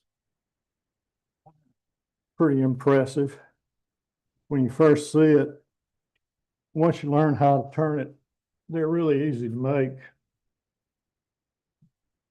And we're getting back to spindle work here. I'm not getting away from spindle work and back to good old bow gouge. And when Rudy Lopez was here doing that winged bow, he advocated using push cut on this. But again, I like to just stand back and see if anything's going to happen. That's 2,400, but yeah, it's probably so. I haven't had I've had plenty of these crack, but I haven't had them blow up on me.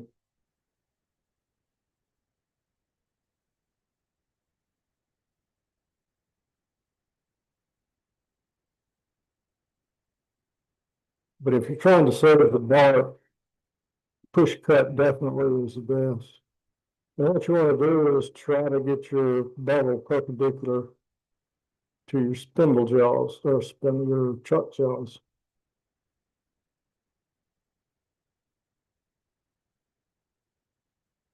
If you're having trouble seeing your breathing end up here, you can pull your gas back so it stops and then push it in a little bit.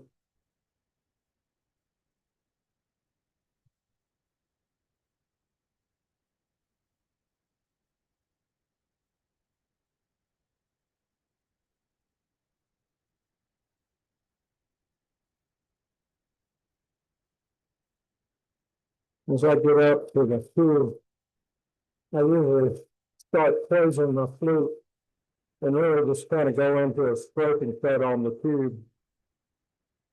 And you can eyeball it and to some extent tell whether you're going straight or not. A little high in the middle on that one.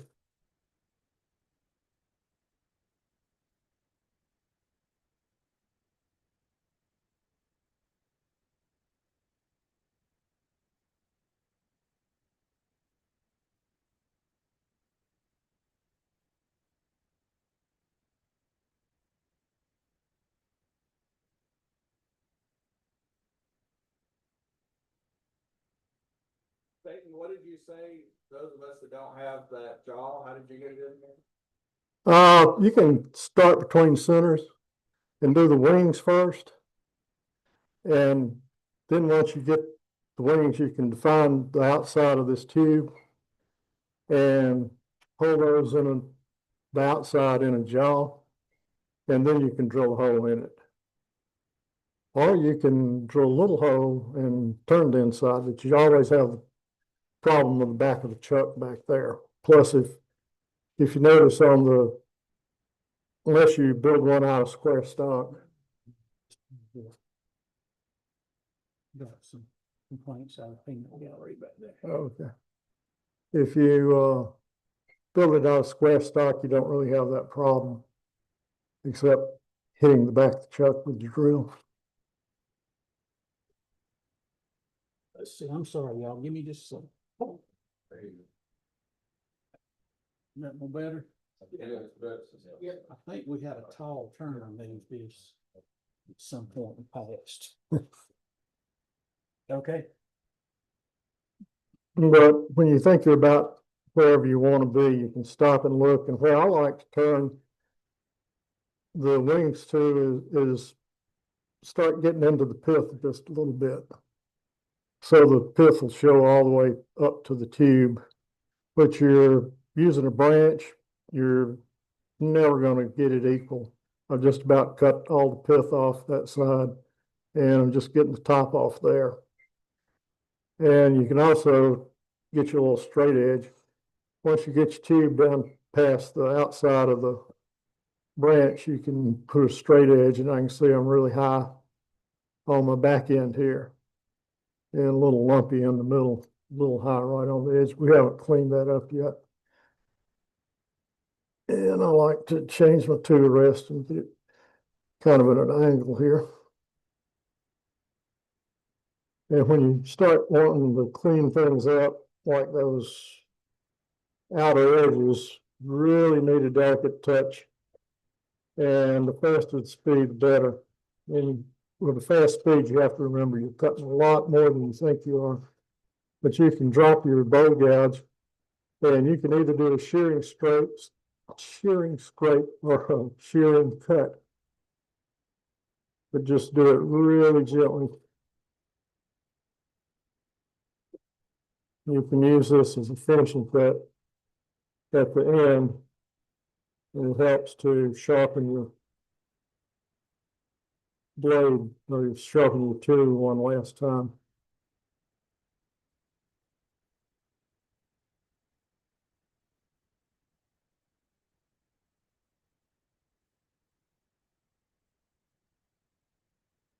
I just come in there, do a push cut, and kind of a scrape to get that. And you can check to see where you are. Still high on the ends, but the center's a little better. This is one of those that's like the other one. It's good to about every 3 or 4 cuts stop and look to see where you are.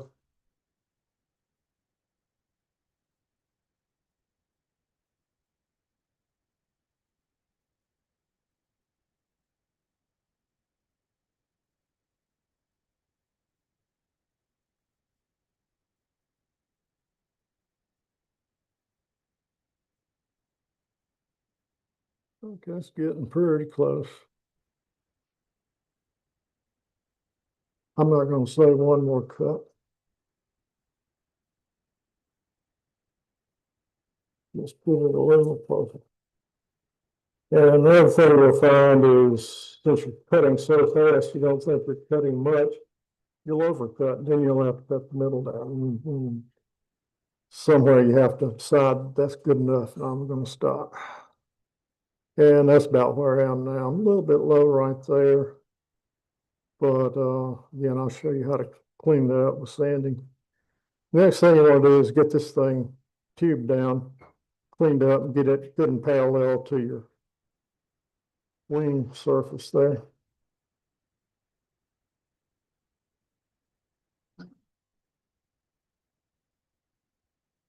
And this, to me, is the hardest part, because you're used to cutting arcs with your bow gouge, and you want to cut a straight line.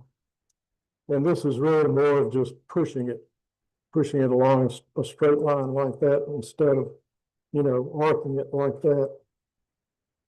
And if you use your bow gouge to cut your tenons, you're so used to cutting a tenon, you want to start off cutting a tenon. I find for me, it's easy to drop my handle a good bit so I can see the bevel. And it feels to me like I'm pointing out towards the wings, but I get a better perpendicular effect that way.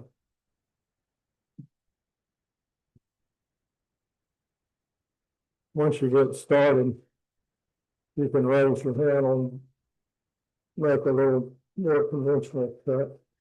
Now I'm kind of digging in like a big tail already, but I've got plenty of wood to work with.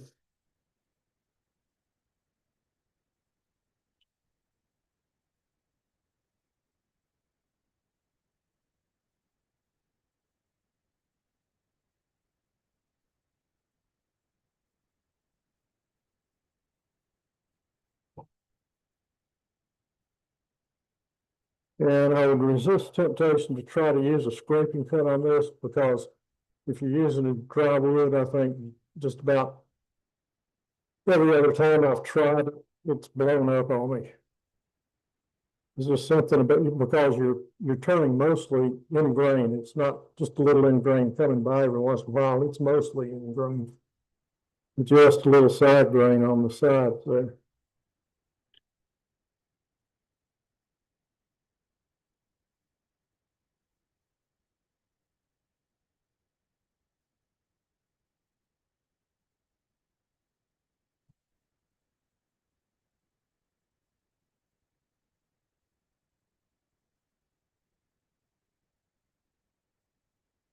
And see how thick it is. That's thick enough for demo purposes. You can get it down to about half that thick if you want to.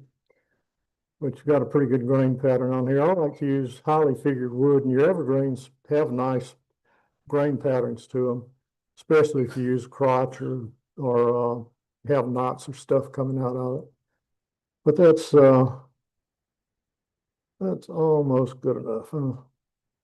Straighten that end up a little bit. That's another reason when you start off to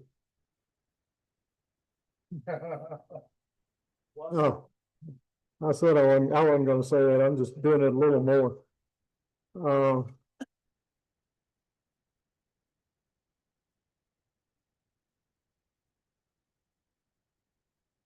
One reason you want to start when you start out, instead of putting your tube offset in the middle, is this end is the same on both sides or close to it, and you're doing both ends. I think I can see maybe an 1/8 or 3/16 of a ghost on here, so I'm not quite in the center, and that one that's long is turned up just a little bit.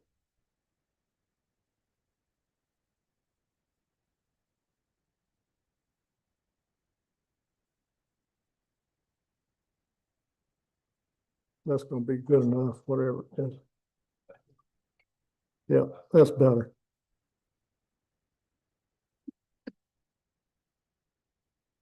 But the next thing is to flip it over and do just the same thing on the other side. And again, I don't go all the way down. I just let the jaws align it. And one thing on this, I just happened to think about it. Jack's got a overhead light way up there. And if you do it, reasonably thick, you don't have to worry about blowing the tube out. Is if you're using a real light wood and you got a real bright LED light, it's like looking into a strobe light. So if you're sensitive to flashing lights, anything like that, you probably don't want to do it. It starts glowing after a while.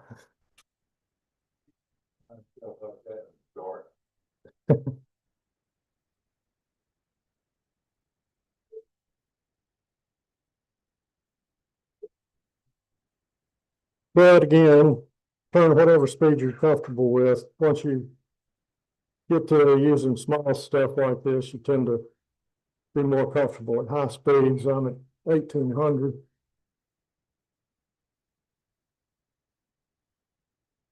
If it really makes it easier to cut.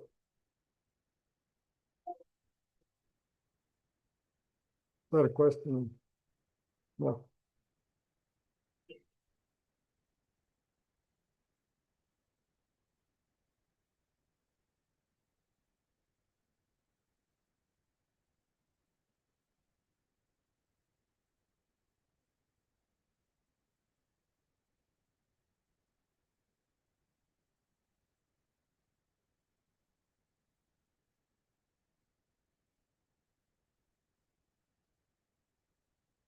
And one thing you can do if you're doing one, I made it easy on myself and cut this one kind of short. But if you got a longer one to keep the ends from flexing, you can do it just like you would a thin wall bow. You can leave as much material as you can and only cut it away when you have to.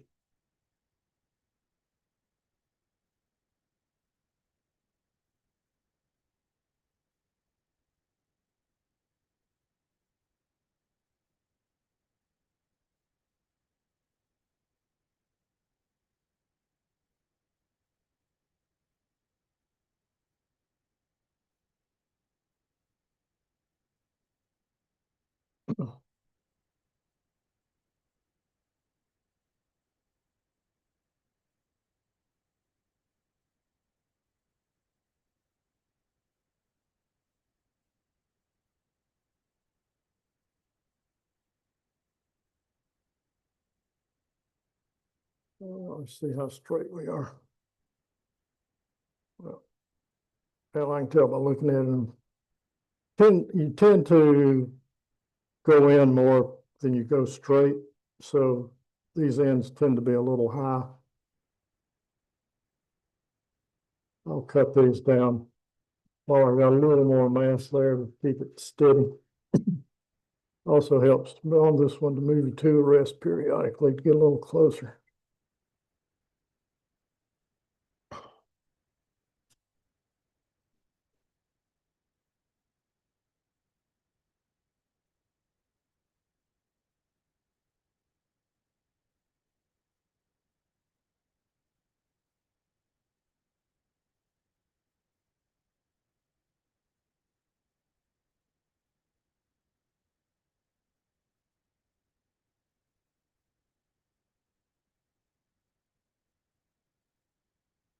It's pretty easy to get back and line it up, and you can tell that's just about square.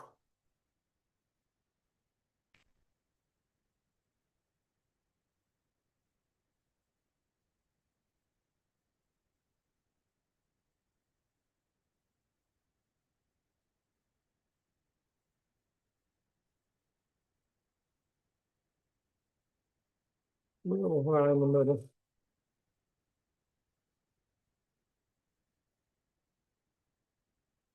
Let's see if we can get rid of some tool marks.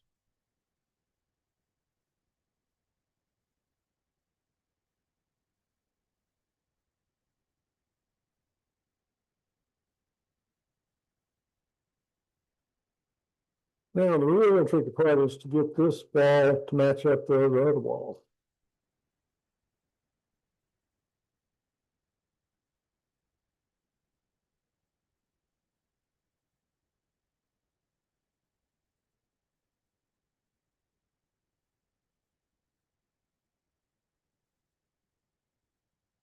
A little ways to go.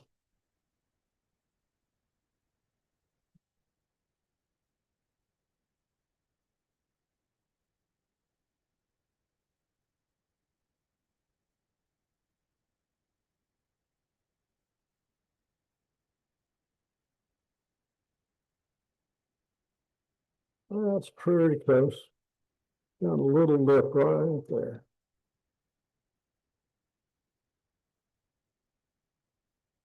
That looks a little tapered.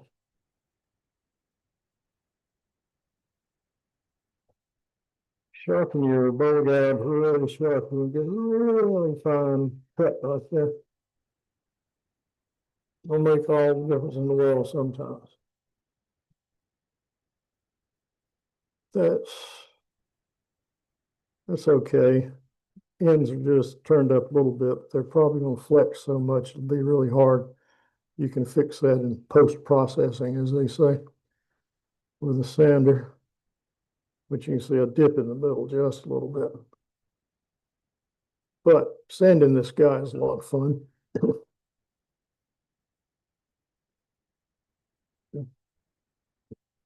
What was the knockoff jowls we were talking about that were cheaper? It was called BM Wood. BM Wood. BM Wood. I've got some of their tools, they're pretty nice, but, fine bunch. Just like- Have to go, gentlemen and ladies, sorry. Hot tub, Colin? Nah, I got other fun, I think we're going. But that gave us a pretty good figure. I had a bark inclusion or something there that adds character to it. But that's fairly straight. But the fun part, I would do my sanding now. The only other sander I didn't show you, you've probably seen before, are these multi-master sanders. I bought this probably 15 years ago to refinish some stairs. And they really work good. They have the triangular thing. You've got other tools you can put on there for cutting and this, that, and the other, taking tile out. But they really work good when you're trying to get it up here in these little corners. And also on the winged bow, if you want to do that, one of the spear scrapers is good for that. Uses just a negative edge, and your scraper comes to a point like that. And back to, again, when Rudy was here, he had one that it was more like a spear, that if you dropped it, you wanted to move your feet in a hurry. But you could really get in there and do a fine scrape on the wings. But the really fun part on this one, if I can find my parting tube. On play up there on the bed. No, not that one. Not that. Oh, I saw that little video. It was a little blue handle. Oh, no. Yeah, I brought it up here earlier. I know what you're talking about. There it is. Had it out there where I needed it. What country do you use to make it turn on the center? You know. That's what I'm getting to. You're gonna do that. That's next, yeah. Yeah, if you want to do the Saturn rings, or Saturn ring effects, whatever they call it. I would recommend it for a really thin one, if you got that perfect one you did. The cube needs to be a little thick, and you have to be really careful when you start cutting in, because you can end up with a two-part thing. But if you do it if you screw up just right, you can sand the bottom off and you just have a half one on there. It looks almost as intriguing as the full.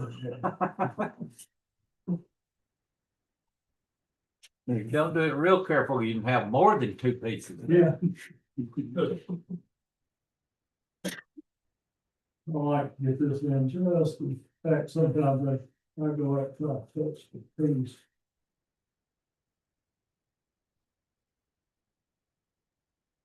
I just don't want my parting tools to slip down to that crack by accident. But I made this parting tool out of scraper. And it's a scraper blade and a piece of scrap wood and a little duct tape. And I think the guy that does all the Saturn ring bows had some complicated process. They found some tuning down to do that. But, you know, this was really hard steel. And you can get a really fine cut with it. And I haven't ever had any problems with it. You can do some really other neat things with them as far as Christmas ornaments go.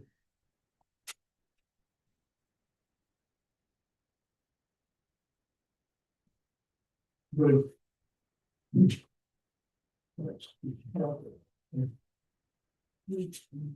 don't want to go into the 45-degree angle because that's certainly going to go through the wall by the time you get to the other side.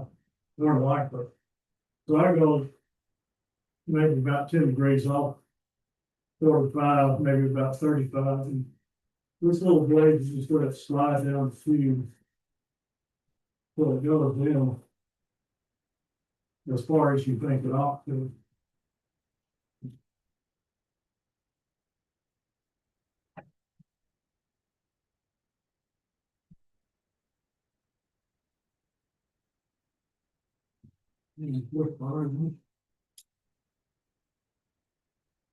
One thing, if you use too steep an angle, besides cutting through, it makes it kind of difficult to turn the wings.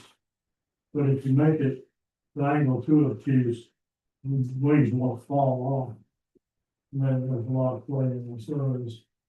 Takes a little bit of practice to know what's. Screw it up. And sometimes it's better to switch back and forth several times to get the first two ones. But you can tell when it felt through by the sound, it definitely makes a different sound.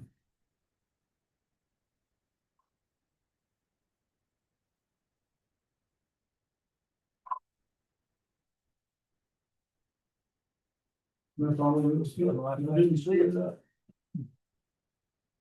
And who? Aren't you a clever devil? Well, both of them are about cutting straight line and thin walls and faster speeds, so. I should say, kids, don't try this at home. But I will say this, that I did a demo a long time ago. Down in Birmingham, Jack was sitting on the front row and he decided to, in his best interest, to get up and go sit somewhere else. You remember that, didn't you? Yeah. I remember that. Dayton, can you pass that, little parking token you made around? Well, the point's sharp on it, so. But you don't have to have real fancy expensive tools. I mean, the nice bad, I've got some. But they didn't have those shields up at that time.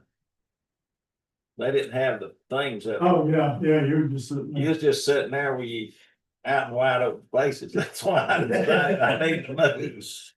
You remember, Back there days you need to bring a catcher's mitt. I can't remember his name, the guy that South Carolina. He actually asked. Any question, anybody have any questions? Started, he asked 4 people, so y'all really. How long did that take? We started About 15 minutes was all.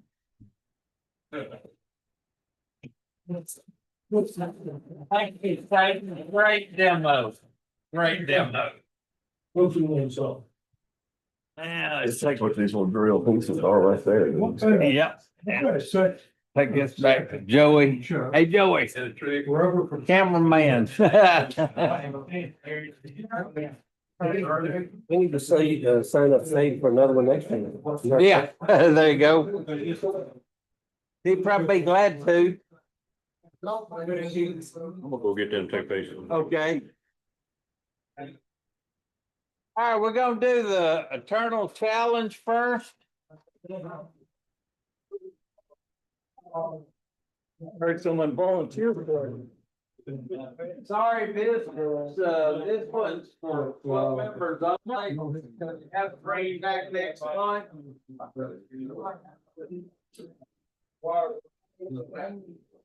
Just go keep this. I'm just gonna.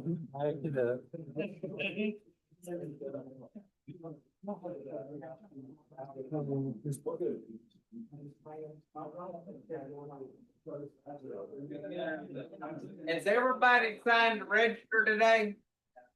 If you hadn't, hold your hand up. Did I sign it?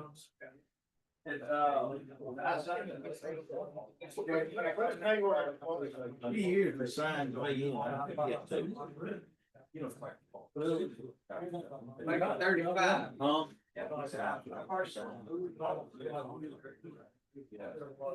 Can't remember all that stuff. Number 18.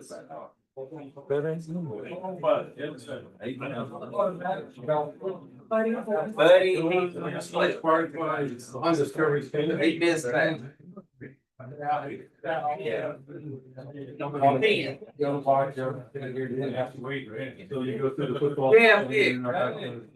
You think challenge? Okay, I want to take a second to show y'all. I got 50 cal shell. Think thin. I wasn't here last month. Who actually made it? Oh, okay, we got information. John Meyer? Yeah, John Meyer. Tom Myers did. John Myers, I mean. Okay. Thank you. That's two. That's two. Okay, we're gonna draw 2 more off of this. Anybody is available on this one, number 24. Tom?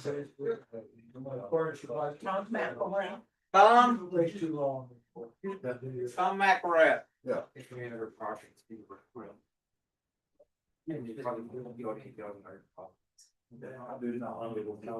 And one more, number 4, Gene White.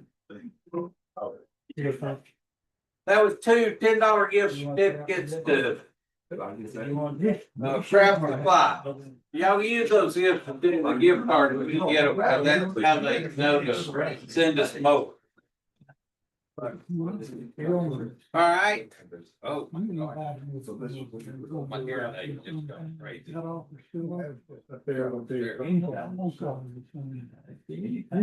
you gonna mess around and get professional. Hey, show and tell. These are the things he did. David.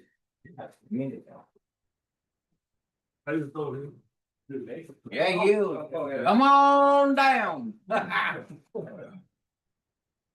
Cute little nest of on the boat.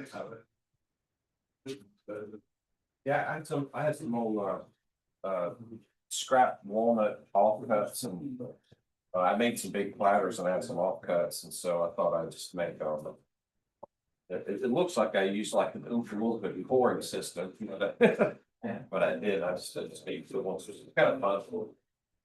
How'd you do that, David? I was joking, I think they use like an Involupa pouring system. No, I'm gonna buy that.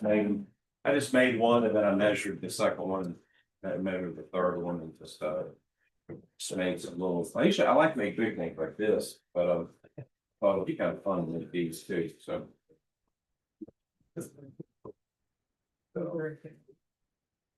And this is the live edge made out of type of oak, maybe pin it out. I don't know. It was just a rotten tree on the ground. It's a scallop. Malted oak. Yeah, malted oak. And it smelled terrible. The guy tried to burn the trees with diesel. And my wife told me I couldn't turn it anymore, but I made 8 or 9 of these, so. But so. You know what a lot of people call that kind of wood? What? Found rotting on the ground? Fogwood. Fogwood. Fog. Found on ground. Yeah, found on ground, yeah. Fogwood. It's free. I couldn't believe it. I mean, how pretty it was. It was real green when I cut it. It was some of the prettiest wood I've ever seen. Anyway. Hey, Gary. He's gonna, I'm gonna take that to the welcome center. Oh, okay, great. That one's going up to the welcome. By the way, guys, anytime y'all got something, we have a glass front cabinet coming out of Tennessee at Welcome Center north of Huntsville. We've got a glass cabinet up there that we've got stuff displayed in. So if you have something you want to put in there, put a little name card on it with your thing on it. It's labeled North Alabama Wood Turners. We've got a little display up there in the Welcome Center, the new. Can you just drive up with the keys, or you guys make reservations? Jerry, Wayne has a question about the Welcome Center. Welcome, sir. Put the place on the. I just drive over there and hand it to them. Yeah, I tell her later and I'll give it to me, I can take it up there. The chap's in there, I'll show you what some guys, there's cases all over there. It was flashing, flashing stuff. Howard, you're next. Put something up there, so we can have a hand of it. So you saw it. Well, I saw your picture. I just. Yeah, he's already been talking about it. I'm supposed to play attention. Last year, John Sal and I went down to Mount Powell to visit today. Fantastic wood turner. And he's from Iran. I put Yitzi, and I can't think of his last. Yitzi what? You remember his last name? Anyway, he gave us some mahogany, and this thing was about I guess inch quarter thick. So I split in half, made 2 pieces out of it. Anyway, this is mahogany, and I used a burning tip for the stippling on it and also inside here. And then I use a Dremel with a little small, cutting bit on it to pierce it out. And so I'm just playing around with some sort of design. I guess we can use it for whatever. Well, it take you a couple of days to do that? Yeah, couple of days. Roy was down from the house a week or so ago and I was working on, this piece of poplar. And, he thought it should be a bell with a cane brand. So anyway, I was thinking about doing something, putting some sort of design on it. Letting the green part be like, you know, the ground and then maybe, so I kept drawing stuff on it like trees and leaves and stuff. But I kept looking at the grain. And I thought the grain was just fantastic. So what I decided to do, I picked one of the grain for the bottom, the other grain for the top, and I just pierced in between those two grains. Or rings, I should say rings, 3 rings. So anyway, that's where that pattern came from, because these rings, if you cut it on diagonal, they give you all type of shapes. So anyway.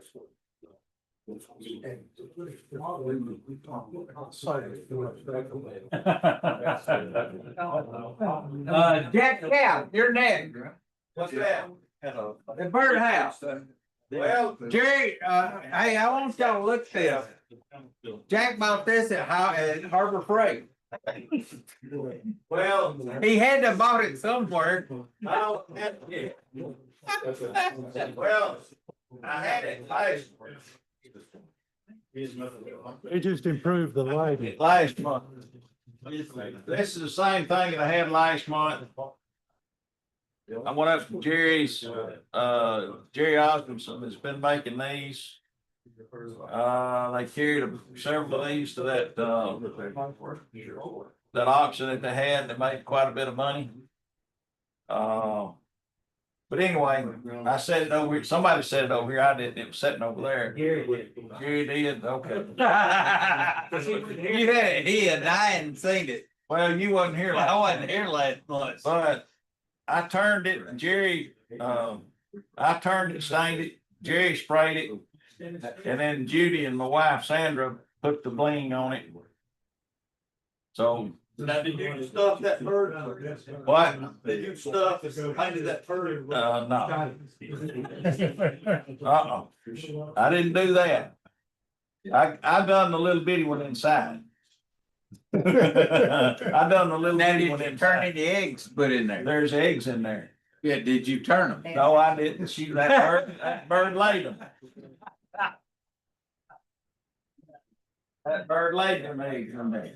And one of them But done that- hatched. Add a little bling to a little birdhouse makes all the world different. It's got a little bird nest. Bird in it. nest in it too.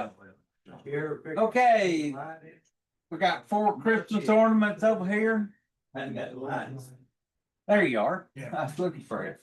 Now, folks, let's hold it down just a little bit. Here's an interesting way of using golf balls. Yeah, so, not my idea. I used to belong to a club in Denver, Colorado. And I don't know if you guys ever heard of Pete Holtis. He passed away about 10 years ago. But he was a friend of his, as a joke, gave him a bunch of golf balls. And so I asked him if he could do something with it. So he came up with the idea of hollowing the golf balls to make them light enough and turning them into Christmas ornaments or birdhouses. So I just borrowed on his idea, did the same thing. And so each one of those is hollowed out. The only problem when you hollow out a golf ball, it has that shell. And there's a hard material in there, or there's rubber bands. If you get the rubber bands, it's a little harder to hollow out. If you get the other material, it comes right out. The problem with this one here, these are the decorative golf balls with Christmas on them. If you go too far, the image is actually on the inside of the golf ball. So I learned the hard way by scraping that image off. So that one I can haul out as much as I would like. And then, of course, these are also hauled out for, and then a panel birdhouse. And then, of course, I'm donating those to, Those are being donated to go to the Christmas. and then I tried my hand at making my own Christmas ornament stands. And you did a wonderful job. I like that.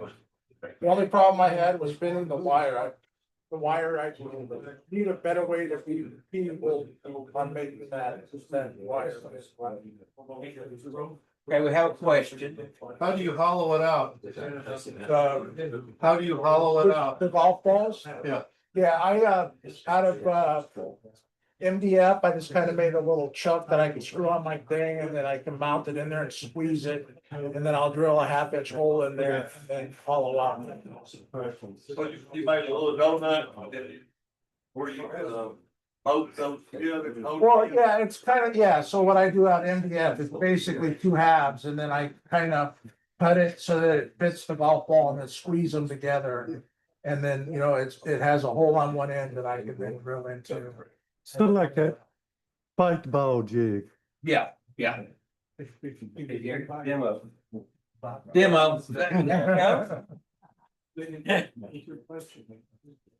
Rick?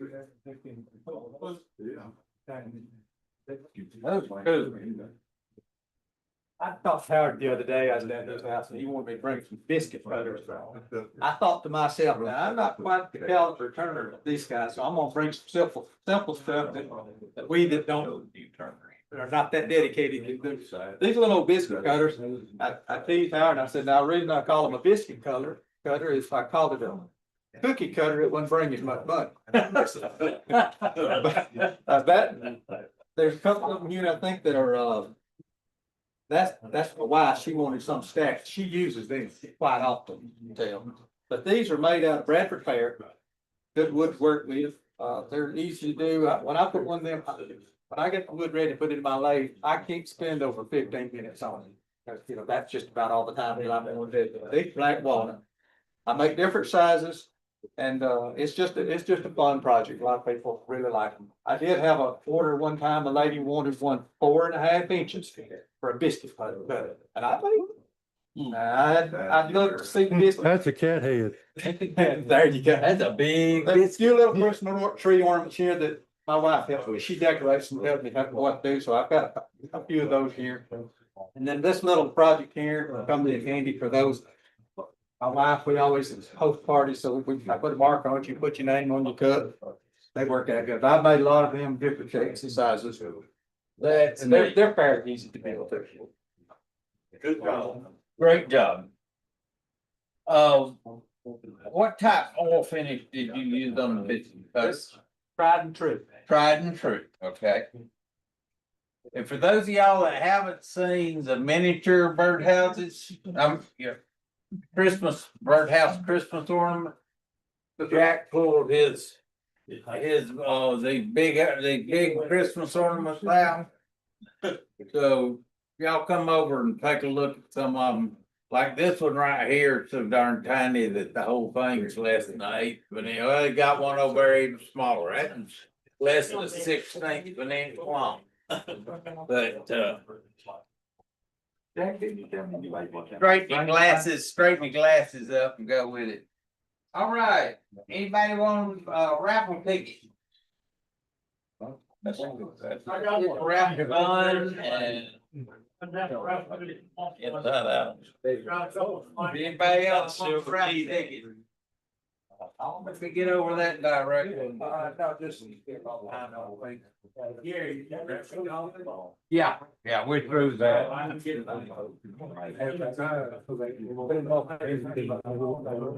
don't know how to cut it off. It sounds like Tommy do it. Okay. Go. Thank you very much. They will appreciate that, so. Folks out there in Zoom land, we're done for the day, so we'll see you next time. Hope you got something out. Okay, thank you much. We'll see y'all. Have a good